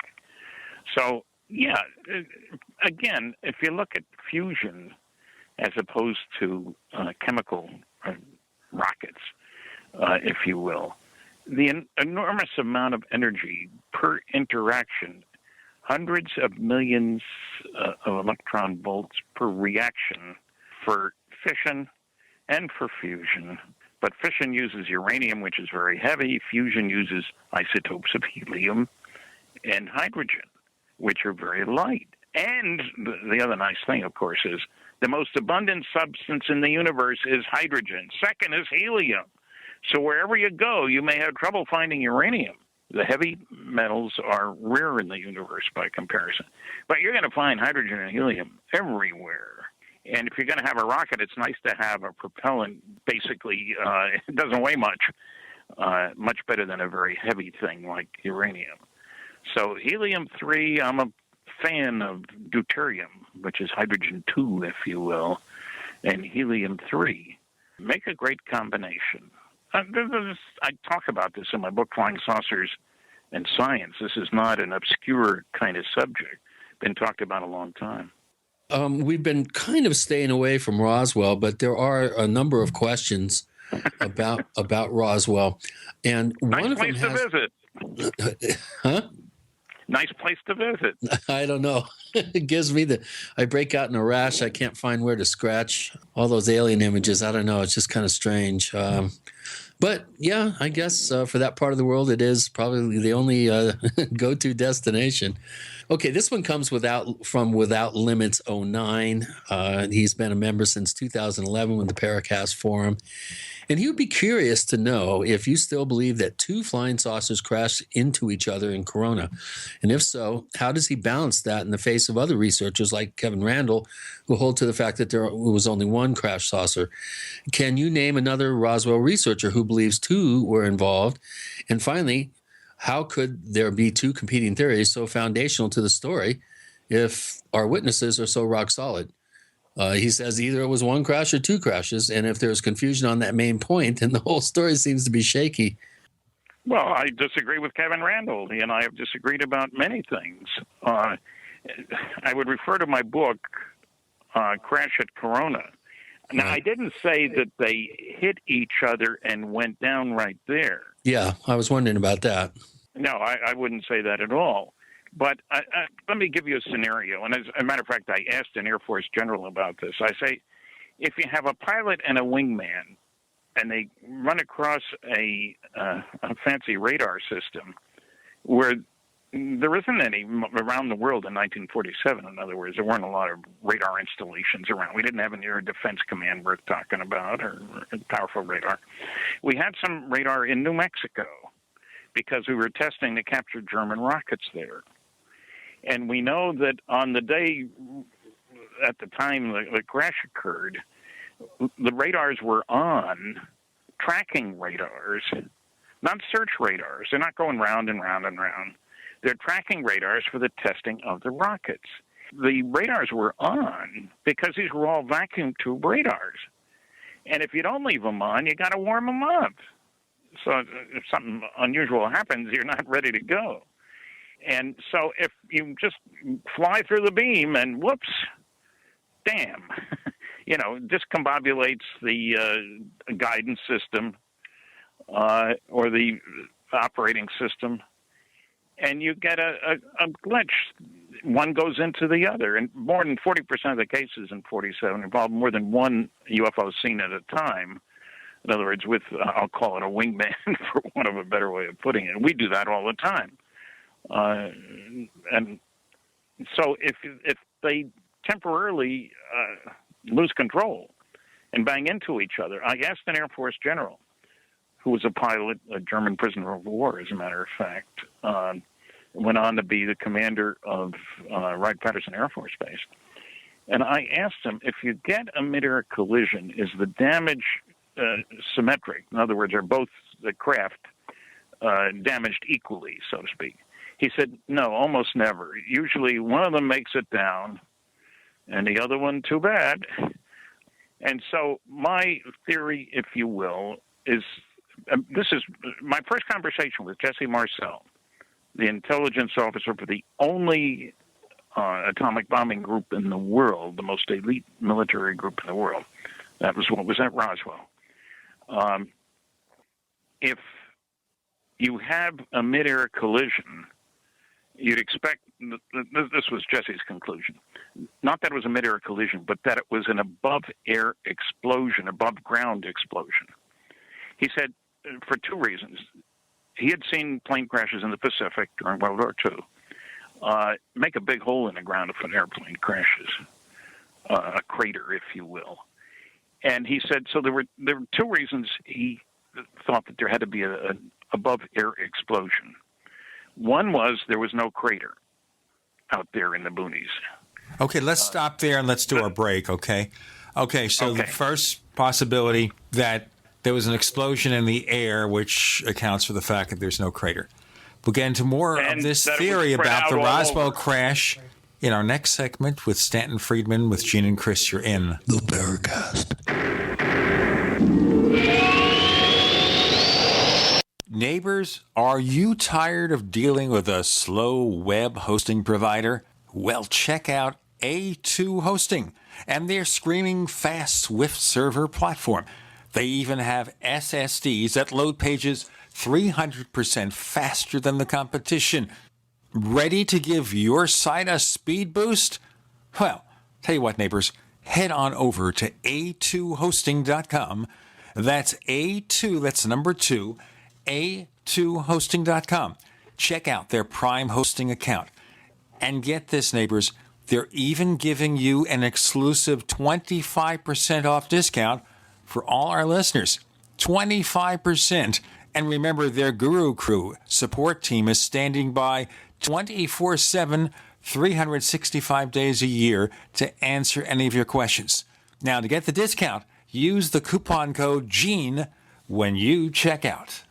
What would your life be like if you woke up each morning with new vitality, feeling better than you have in years, and you noticed a difference in your sleeping patterns, blood sugar levels, and had a sense of well-being overall? There's something that is changing thousands of people's lives, and you could be one of them. It's called Heart and Body Extract. Sharon Harris, co-creator of Heart and Body Extract, talks about the positive effects of Heart and Body Extract. What happens with the formula Heart and Body Extract is it's giving the body the necessary vitamins, minerals, amino acids, enzymes, and phytonutrients so the body will heal itself. And yes, the body does have the ability to balance blood pressure, balance cholesterol, clean and unclog the arteries. It can also work on balancing the circulation for diabetics. So the body is an amazing thing. It simply needs some help so it has the tools to heal itself. Heart and Body Extract gets results. To order your 2-month supply, call now, toll free at 866-295-5305. Order online at hbextract.com. Hi, I'm Dr. Sam Nussbaum with the Anthem Foundation. Premature birth is the leading cause of death of babies and disabilities for children. That's why we support the March of Dimes to help mothers have full-term pregnancies and healthy babies. Join us in supporting cutting-edge research, treatment and outreach to help moms during their pregnancy and give every baby a healthy start in life. Learn how you can help at marchofdimes.org. My name is Bill Bonner, and I'm the president of the largest private news and research network in the world. And I paid for this airtime because I have an important message to the American people. There's a change coming that the government isn't telling you about. This change has deep implications for life in America, from where you shop to the doctors you visit and the family you want to protect. Look, I've made predictions like this before. Thing is, I was right then, too. A few years ago, I warned that housing prices would collapse. They did. Before that, I warned that .com companies would crash. They did. Those who listened had a chance to save themselves. But this has nothing to do with the stock market. This will affect us all. You can watch the video for free right now by going to disappearingdollar.com. Again, that's disappearingdollar.com. Paid non-attorney spokesperson Adam Pulaski of the Pulaski Law Firm with principal office in Houston, Texas is the attorney responsible for the content of this ad. This ad is not legal advice, and the choice of a lawyer should not be based solely upon advertisement. Services may not be available in all states. Attention Xarelto users. If you or a loved one took Xarelto and suffered a serious bleeding event, you may be entitled to financial compensation. Xarelto is a popular prescription blood thinner used to prevent blood clots and protect patients from strokes. These serious bleeding events have led to numerous cases of hospitalization and even death. Phone lines are open 24/7. Call 800-261-0937. That's 800-261-0937. We'd like to hear from you. If you have a comment or question about the Paracast, send it to news@theparacast.com. That's news@theparacast.com. And don't forget to visit our famous Paracast community forums at forum.theparacast.com. So let's continue about this theory about how this crash may have occurred with Stanton Friedman about Roswell, New Mexico. When I spoke to Jesse the first time in 1978, he figured there had to have been a mid-air explosion because of two things. One, no crater, and you would have seen it out there. It's desert. The second was the wide spread of the wreckage. Maybe 3/4 of a mile this way, a 1/4 mile that way. Wouldn't have been spread out so much if there'd just been a crash. And that makes sense to me. And then when I asked the general about one's going to come down and one not so quickly, it doesn't surprise me. And Kevin hasn't bought into the second crash in the plains of St. Augustine. What can I tell you? Read my book, Crash at Corona. And I think that if there was an explosion, it would have spread stuff all over, which is the way the scene was described. But remember, this is in the middle of nowhere. No tourists around at that time. I mean, the rancher had a sheep, but he was in charge of the sheep. He didn't own the ranch. He was the foreman on the ranch. And he was worried about the sheep eating this foil-like material that was spread out all over the place, and some plastic-like material and some rubber-like material. But there weren't passing cars. There's no road there. It's in the middle of nowhere. It would have been natural. The rancher goes into Corona and is complaining about all this junk on his ranch. He didn't have radio. He didn't get a newspaper. He hadn't heard anything about flying saucers. Kenneth Arnold's sighting was 2 weeks earlier. But the guys at the Corona store, the general store, had. And one of them had seen an article that said there was a reward being offered for wreckage or pieces of one of these saucers people were seeing. They suggested he go into Roswell, where the sheriff was and where the base was, and take some of the wreckage with him, see if he could collect a reward. So he did the next day, July the 6th. And he went into the sheriff's office. The sheriff calls the base and talks to Jesse Marcel. He was on duty at that time. And he goes to the sheriff's office, looks at this stuff, doesn't see anything that's normal. An airplane crash, you saw all kinds of stuff, from vacuum tubes and tags saying made in Oshkosh and all kinds of standard airplane junk, if you will. Jesse asks his boss what to do, and he says, take one of our counterintelligence corps guys, Sheridan Cabot as it happens, and follow the rancher out, because the rancher's stressed. There's loads of this stuff out there. And that's what he was worried about. Who's going to clean up the mess? Because it's labor-intensive walking around to pick up small pieces of foil. They went out there. They saw all this stuff. They came back to town. And then the fix was in. And there were plenty of military guys that went out. And we've talked to some. Kevin has, for that matter. Guys who went around with, a stick with a nail on the end of it and picking up pieces, or trying to, and putting them in burlap bags and trying to clean up.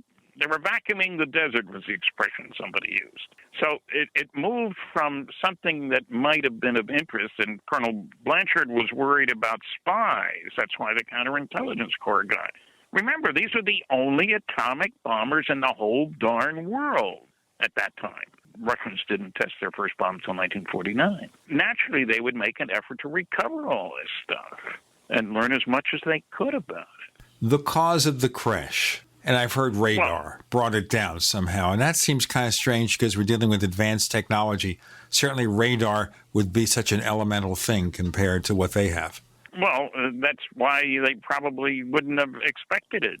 You think that radar would have the power to bring these craft down, and they didn't allow for that? No, it's not. No. It's not power to bring it down. It's not a ray gun. It's not a laser beam. It's not something with a lot of energy involved with it. It would disrupt their systems. It would disrupt a guidance system, a control system.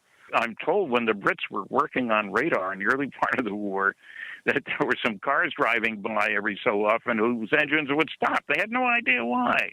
Okay, now you raise another question, which is we have the reports where cars are impacted by the proximity of a UFO. The engines die. So is that the result of ET sending down some radar waves? Calling them radar waves simplifies it, but I'd say, why not? Of course.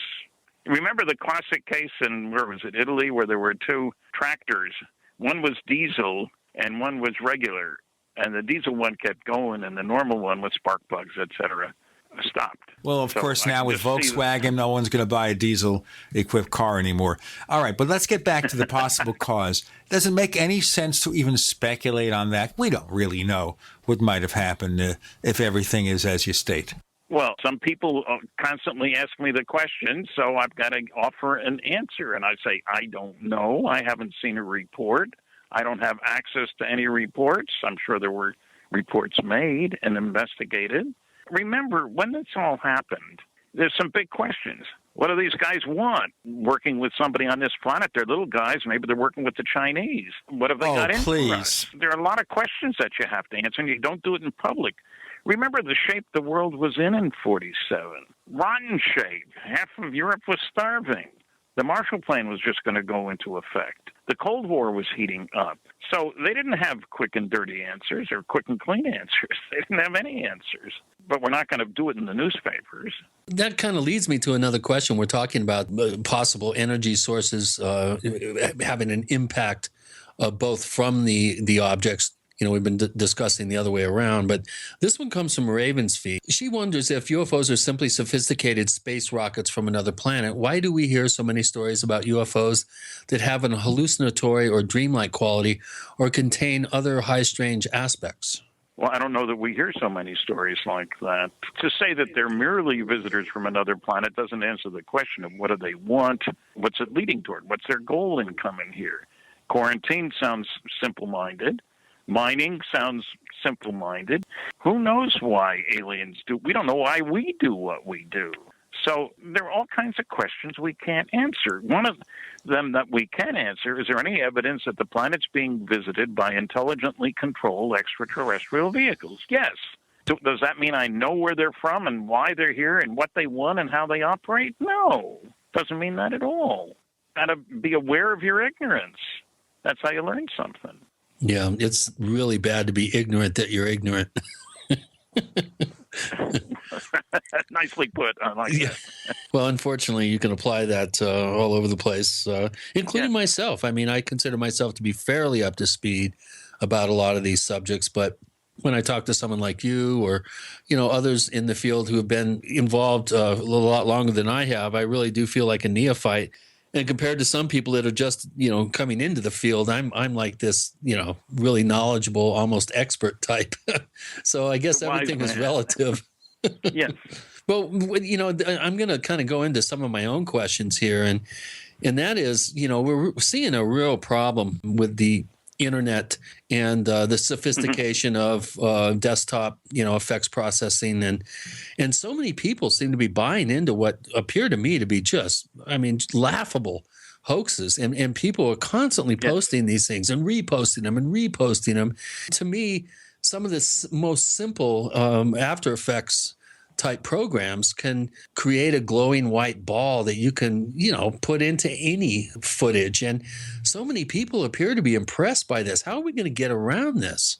I'll tell you what, we're going to have to get around this announcement first. With Gene and Chris, you're in the Paracast.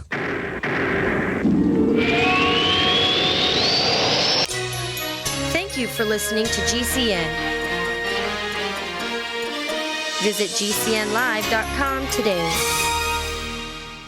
Are your Google search results killing you? Unflattering content in blogs, news articles, online reviews, social media, or other sources can jeopardize your reputation, your business, and your livelihood. Let Reputation.com help. Our patented technology will make the truth about you more visible while pushing down unwanted negative content. Improve your Google search results. Call Reputation.com at 1-800-831-0771 for a free consultation. That's 800-831-0771. A lot of people's lives and bodies are out of balance.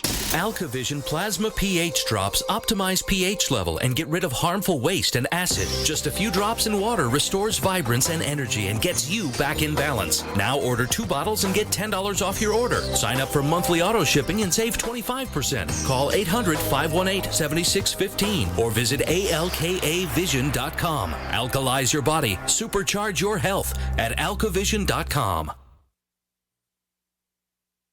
Hi, Peter Vaccaro for ParanormalDate.com. Are you looking for love in all the wrong places? Now you have a chance to change that by signing up for free at ParanormalDate.com. This incredible dating site puts people of like minds together. People who are interested in the strange, the unusual, mysteries, ghosts, UFOs, and the afterlife, and so much more. ParanormalDate.com was developed for you, people seeking a viable alternative to the other dating services. You can join for free by going to ParanormalDate.com, and if you decide you like it and want to connect with people, use the code GEORGE for a substantial discount. Mark Rawlings, president of ParanormalDate.com, says so many people hunger to share their experiences about the paranormal, the unexplainable, or the afterlife, and so much more, and this is the source for them to meet and share that common interest. So sign up for free at ParanormalDate.com, ParanormalDate.com, and use the code GEORGE if you decide to connect with someone you like. This is Dan Pilla. Do you owe the IRS money you can't pay? Are tax debts crippling you? I've defended people from the IRS for over 30 years. I've helped thousands, and I can help you too. I wrote the book on IRS settlement, and I'm telling you, there's no such thing as a hopeless case. Call 800-34-NO-TAX to finally get free of IRS debt. With the IRS's new programs, there's never been a better time to solve your problem. Call 800-34-NO-TAX. That's 800-34-NO-TAX, or my website, danpilla.com. Your house is under attack. Every day, our homes and families are attacked by harmful gases, mold, and pollutants caused by everyday activities. According to the EPA, indoor air can be 5 to 100 times worse than outdoor air. And the American Lung Association states that poor indoor air can cause infections and chronic lung diseases such as asthma. Protect your family with a complete indoor air quality package from Wave Home Solutions. Wave ventilation units for basements and crawl spaces reduce moisture that nourishes mold, odors, dust mites, and expels gases and pollutants. Add the Wave 6-stage air purifier to get rid of the viruses, chemicals, and pollutants upstairs for a complete indoor air quality solution. A healthy home is the best investment you can make. Visit wavehomesolutions.com. That's wavehomesolutions.com, or call 888-758-WAVE. That's 888-758-WAVE. Wave Home Solutions for a healthy, comfortable home. Silver has always been nature's very own antibiotic, and only one system allows you to produce an endless supply of nano-sized silver solutions right from the convenience of your home. Silver Lungs. With the addition of our unique lung delivery system, respiratory infections are targeted directly, where traditional oral administration simply cannot reach. This pioneering method also preserves the original particle sizes and delivers your silver solution directly into the bloodstream. See the Silver Lungs generator and lung delivery system at silverlungs.com. That's silverlungs.com. This is Jerome Clark, author of the UFO Encyclopedia and other books. You're listening to the Paracast.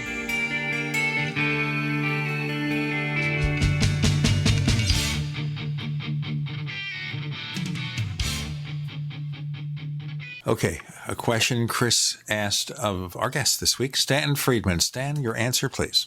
Well, we have a real problem. I get all kinds of people who think if they saw it on YouTube, it's got to be true. If they see it on the internet, it's got to be true. And I would beg to differ. There are no laws against lying. That's a simplistic statement, but it's true. Or being wrong. But there are plenty of people who love to get the attention of having their ideas being reproduced, so to speak, repeated. And it is a problem. You got to have a big filter ready to go, and you also have to have a box that says not enough data.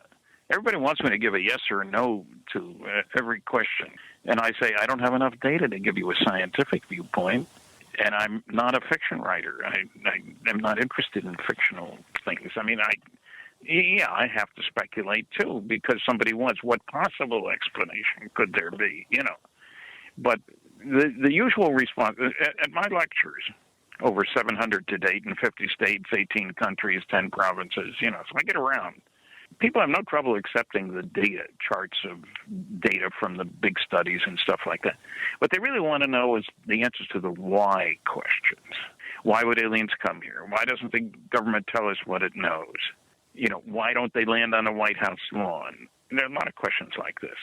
Now, obviously, I have to speculate to give answers, but I try to suggest reasonable ones, and the usual response I get is, oh, I hadn't thought of it that way, which is a good response. You've got people thinking.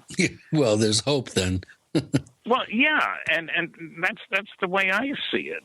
I don't need to buy every story that comes down the pike, but I can try to, because I've been asked these questions. I think I once figured out a couple of years ago I'd answered 60,000 questions over the years, same ones over and over again, But I've been forced to think about them in the way that most people haven't been. Why should they? They're not standing on a stage and answering questions. And I can't say, I'll get back to you tomorrow on that.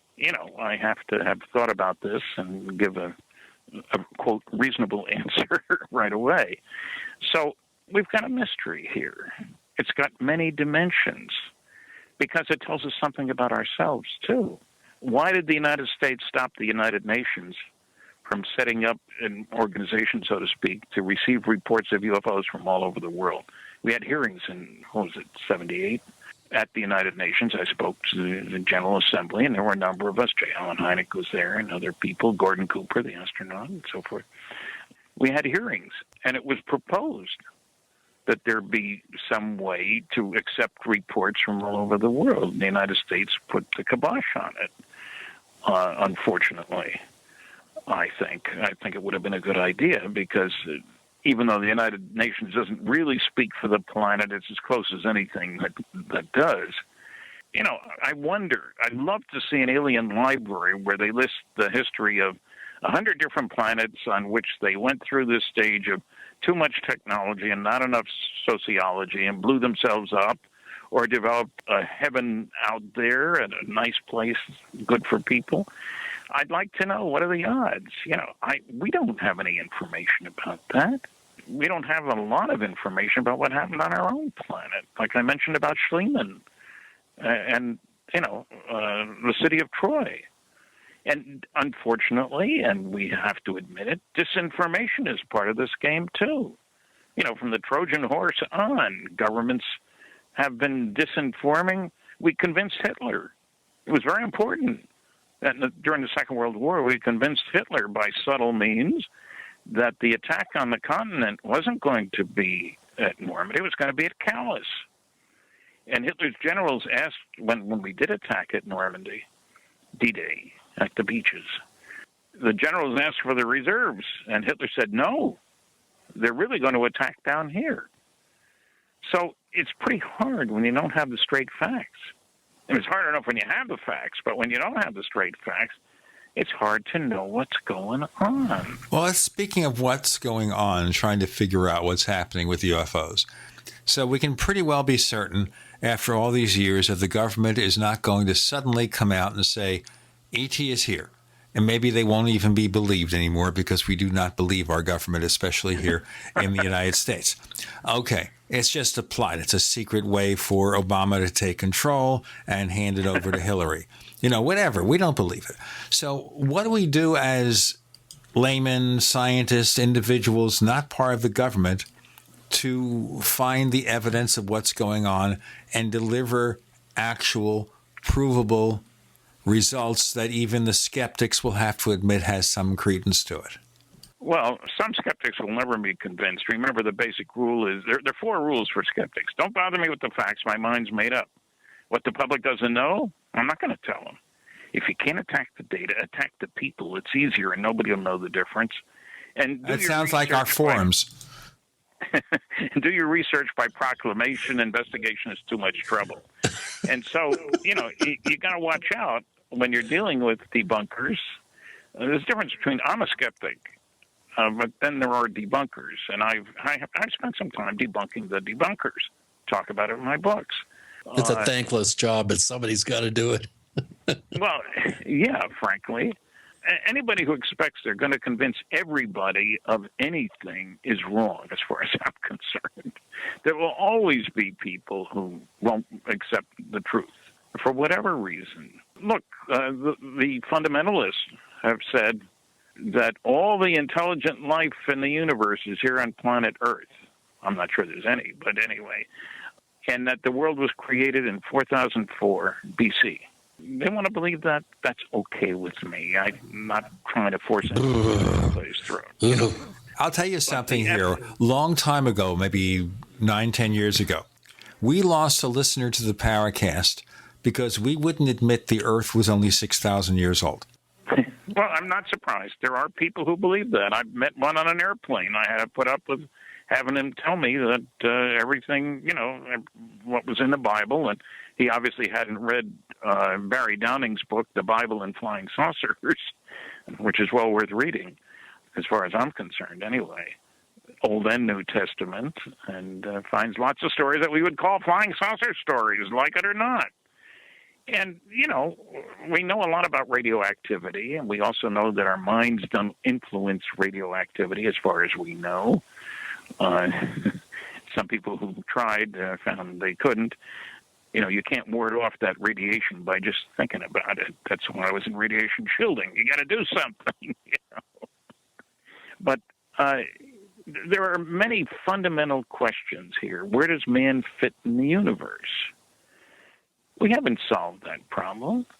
We could be a penal colony. They could have dumped all the bad boys and girls here, and that's why we're so nasty to each other. When you go to Australia, they're proud of their convict ancestors, you know. strange as that might sound, it surprised me a little bit. But no, they are. You got to be tough to live there. Well, okay, yeah.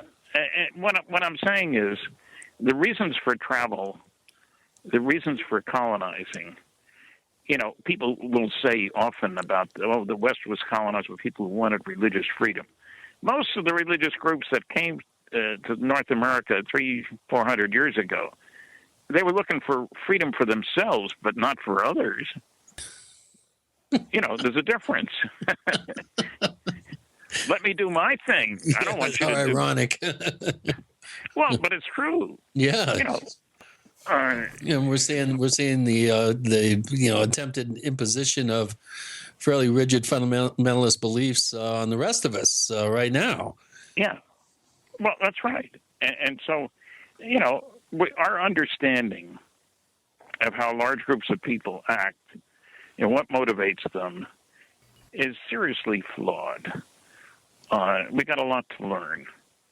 I mean, yeah, I'm a nuclear physicist. Who am I to talk about, psychology of the masses or anything like that?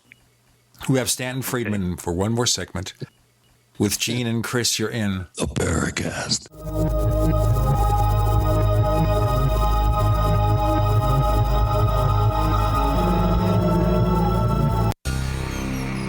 Thank you for listening to GCN. Visit GCNlive.com today.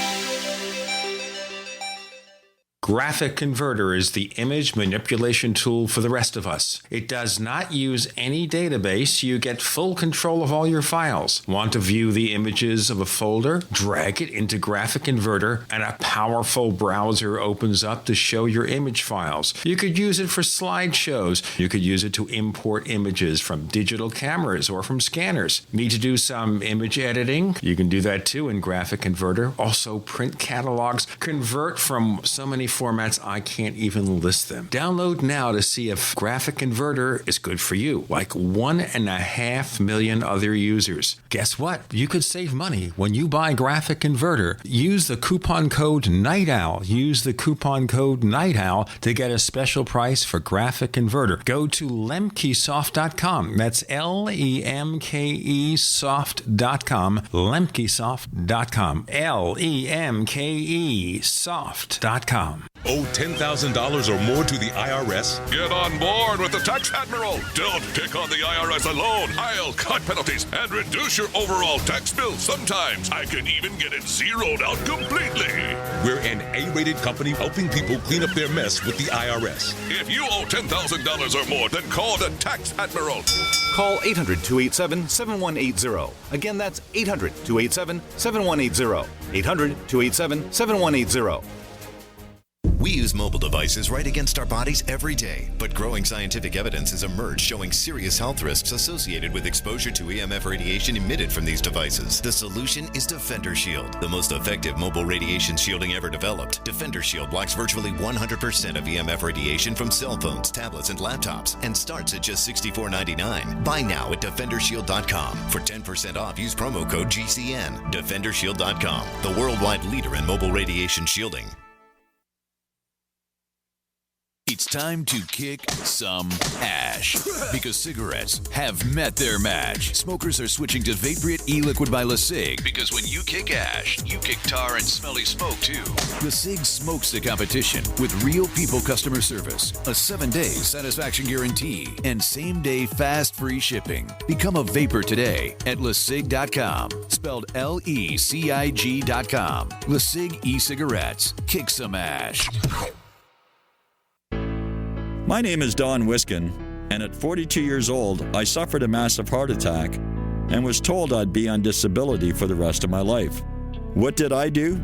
I created Extendivite, a garlic and cayenne mix of 7 herbs which rebuilt my heart and gave me back my life.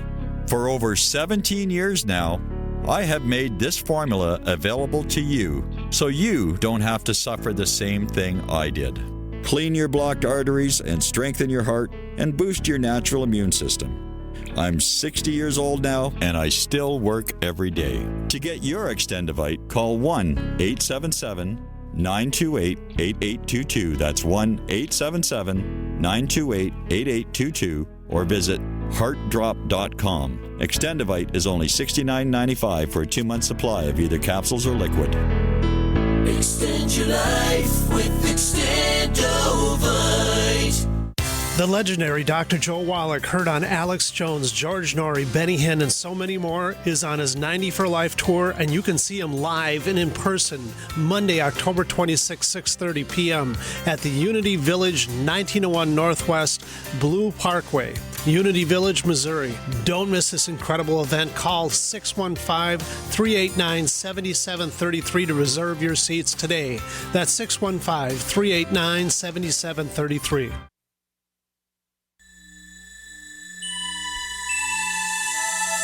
This is Jacques Vallée. You're listening to the Paracast, the gold standard of paranormal radio.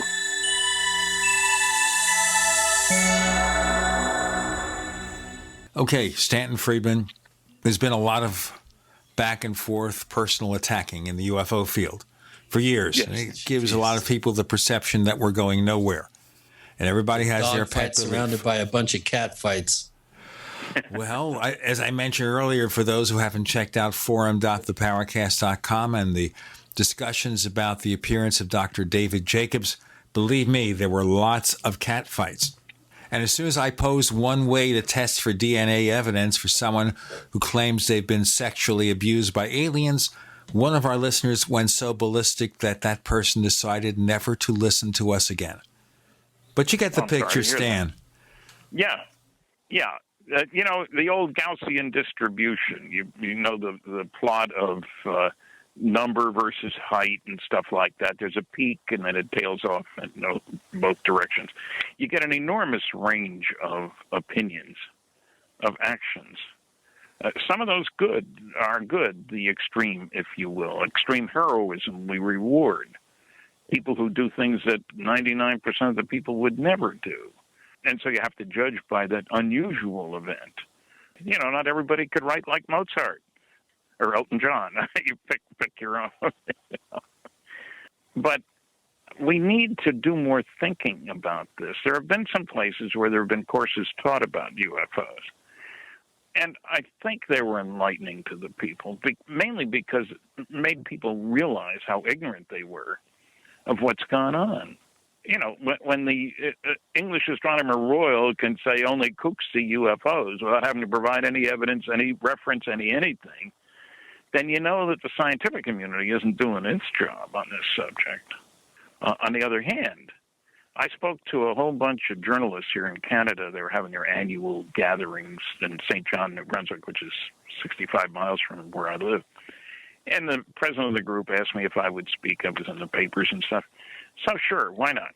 And he told me afterward, he'd never seen so many journalists change their minds so quickly about something. They just hadn't been aware of all the evidence that was out there that they hadn't known about.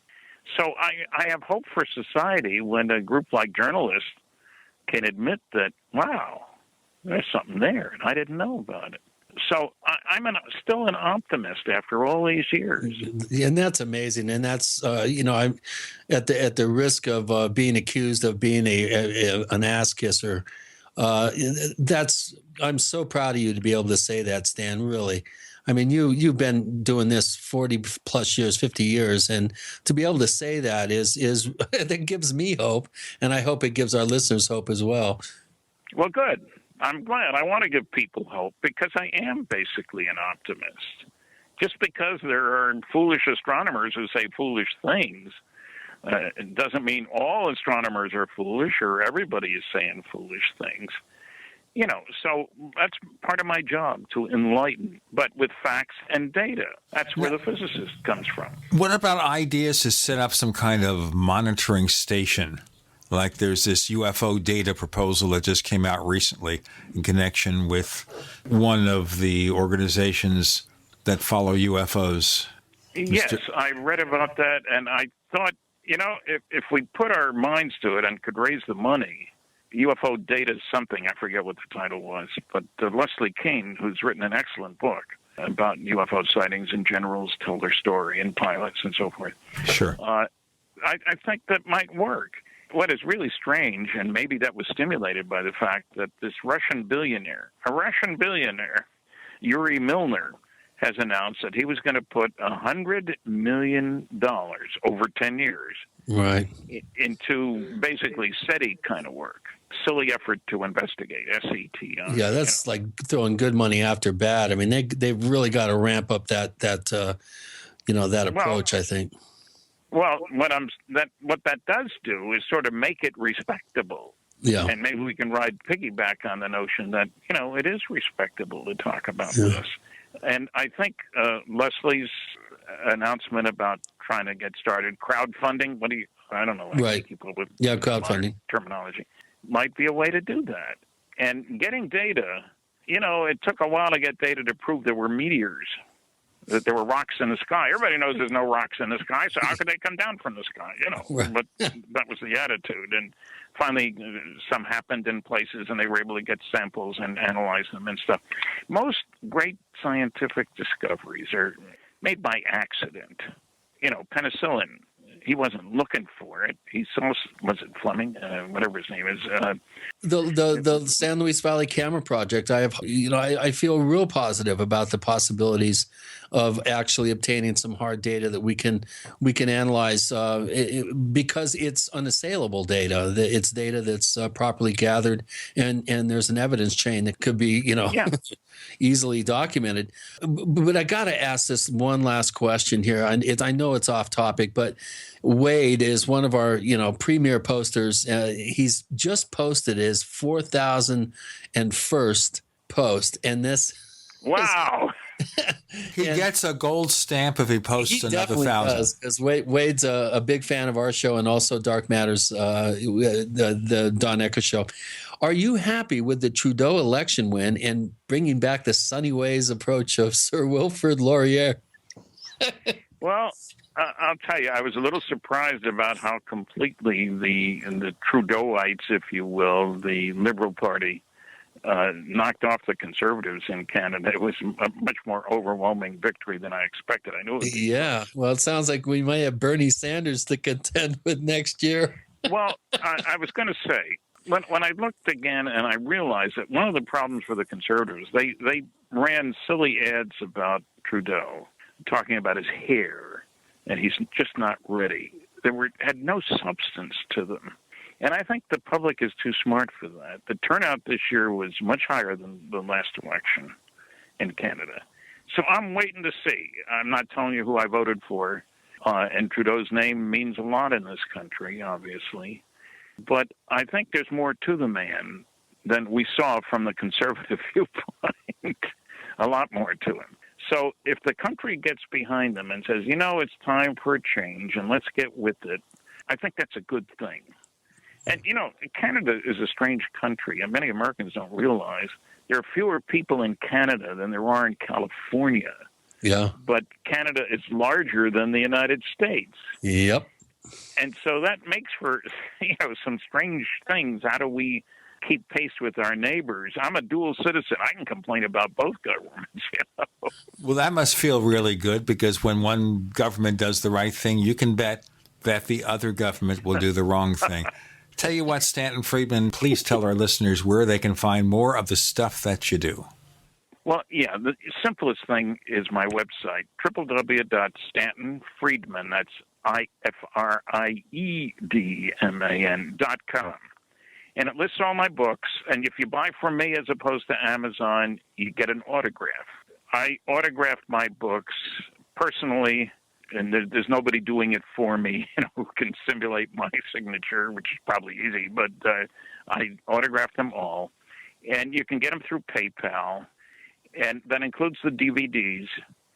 Incidentally, people curious about Roswell, there is a DVD, Recollections of Roswell, that has testimony from more than 20 first-hand witnesses, all of whom are now deceased, so you can't re-interview them.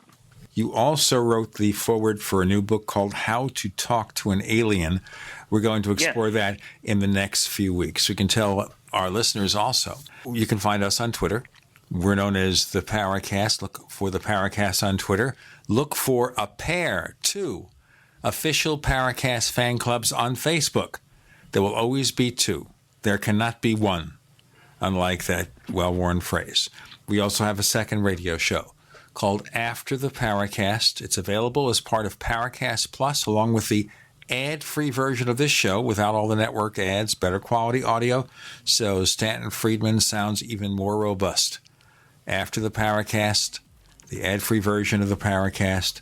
Check out Plus, plus.theparacast.com. Check for low-cost subscription packages from monthly all the way to a lifetime, brand new lifetime subscription package. We also give free ebooks for long-term subscriptions from our own Chris O'Brien. The video channel, I promise, is coming soon. The Paracast Plus, plus.theparacast.com, plus.theparacast.com. Stanton Friedman, thank you for joining us on the Paracast. My pleasure. We'll do it again.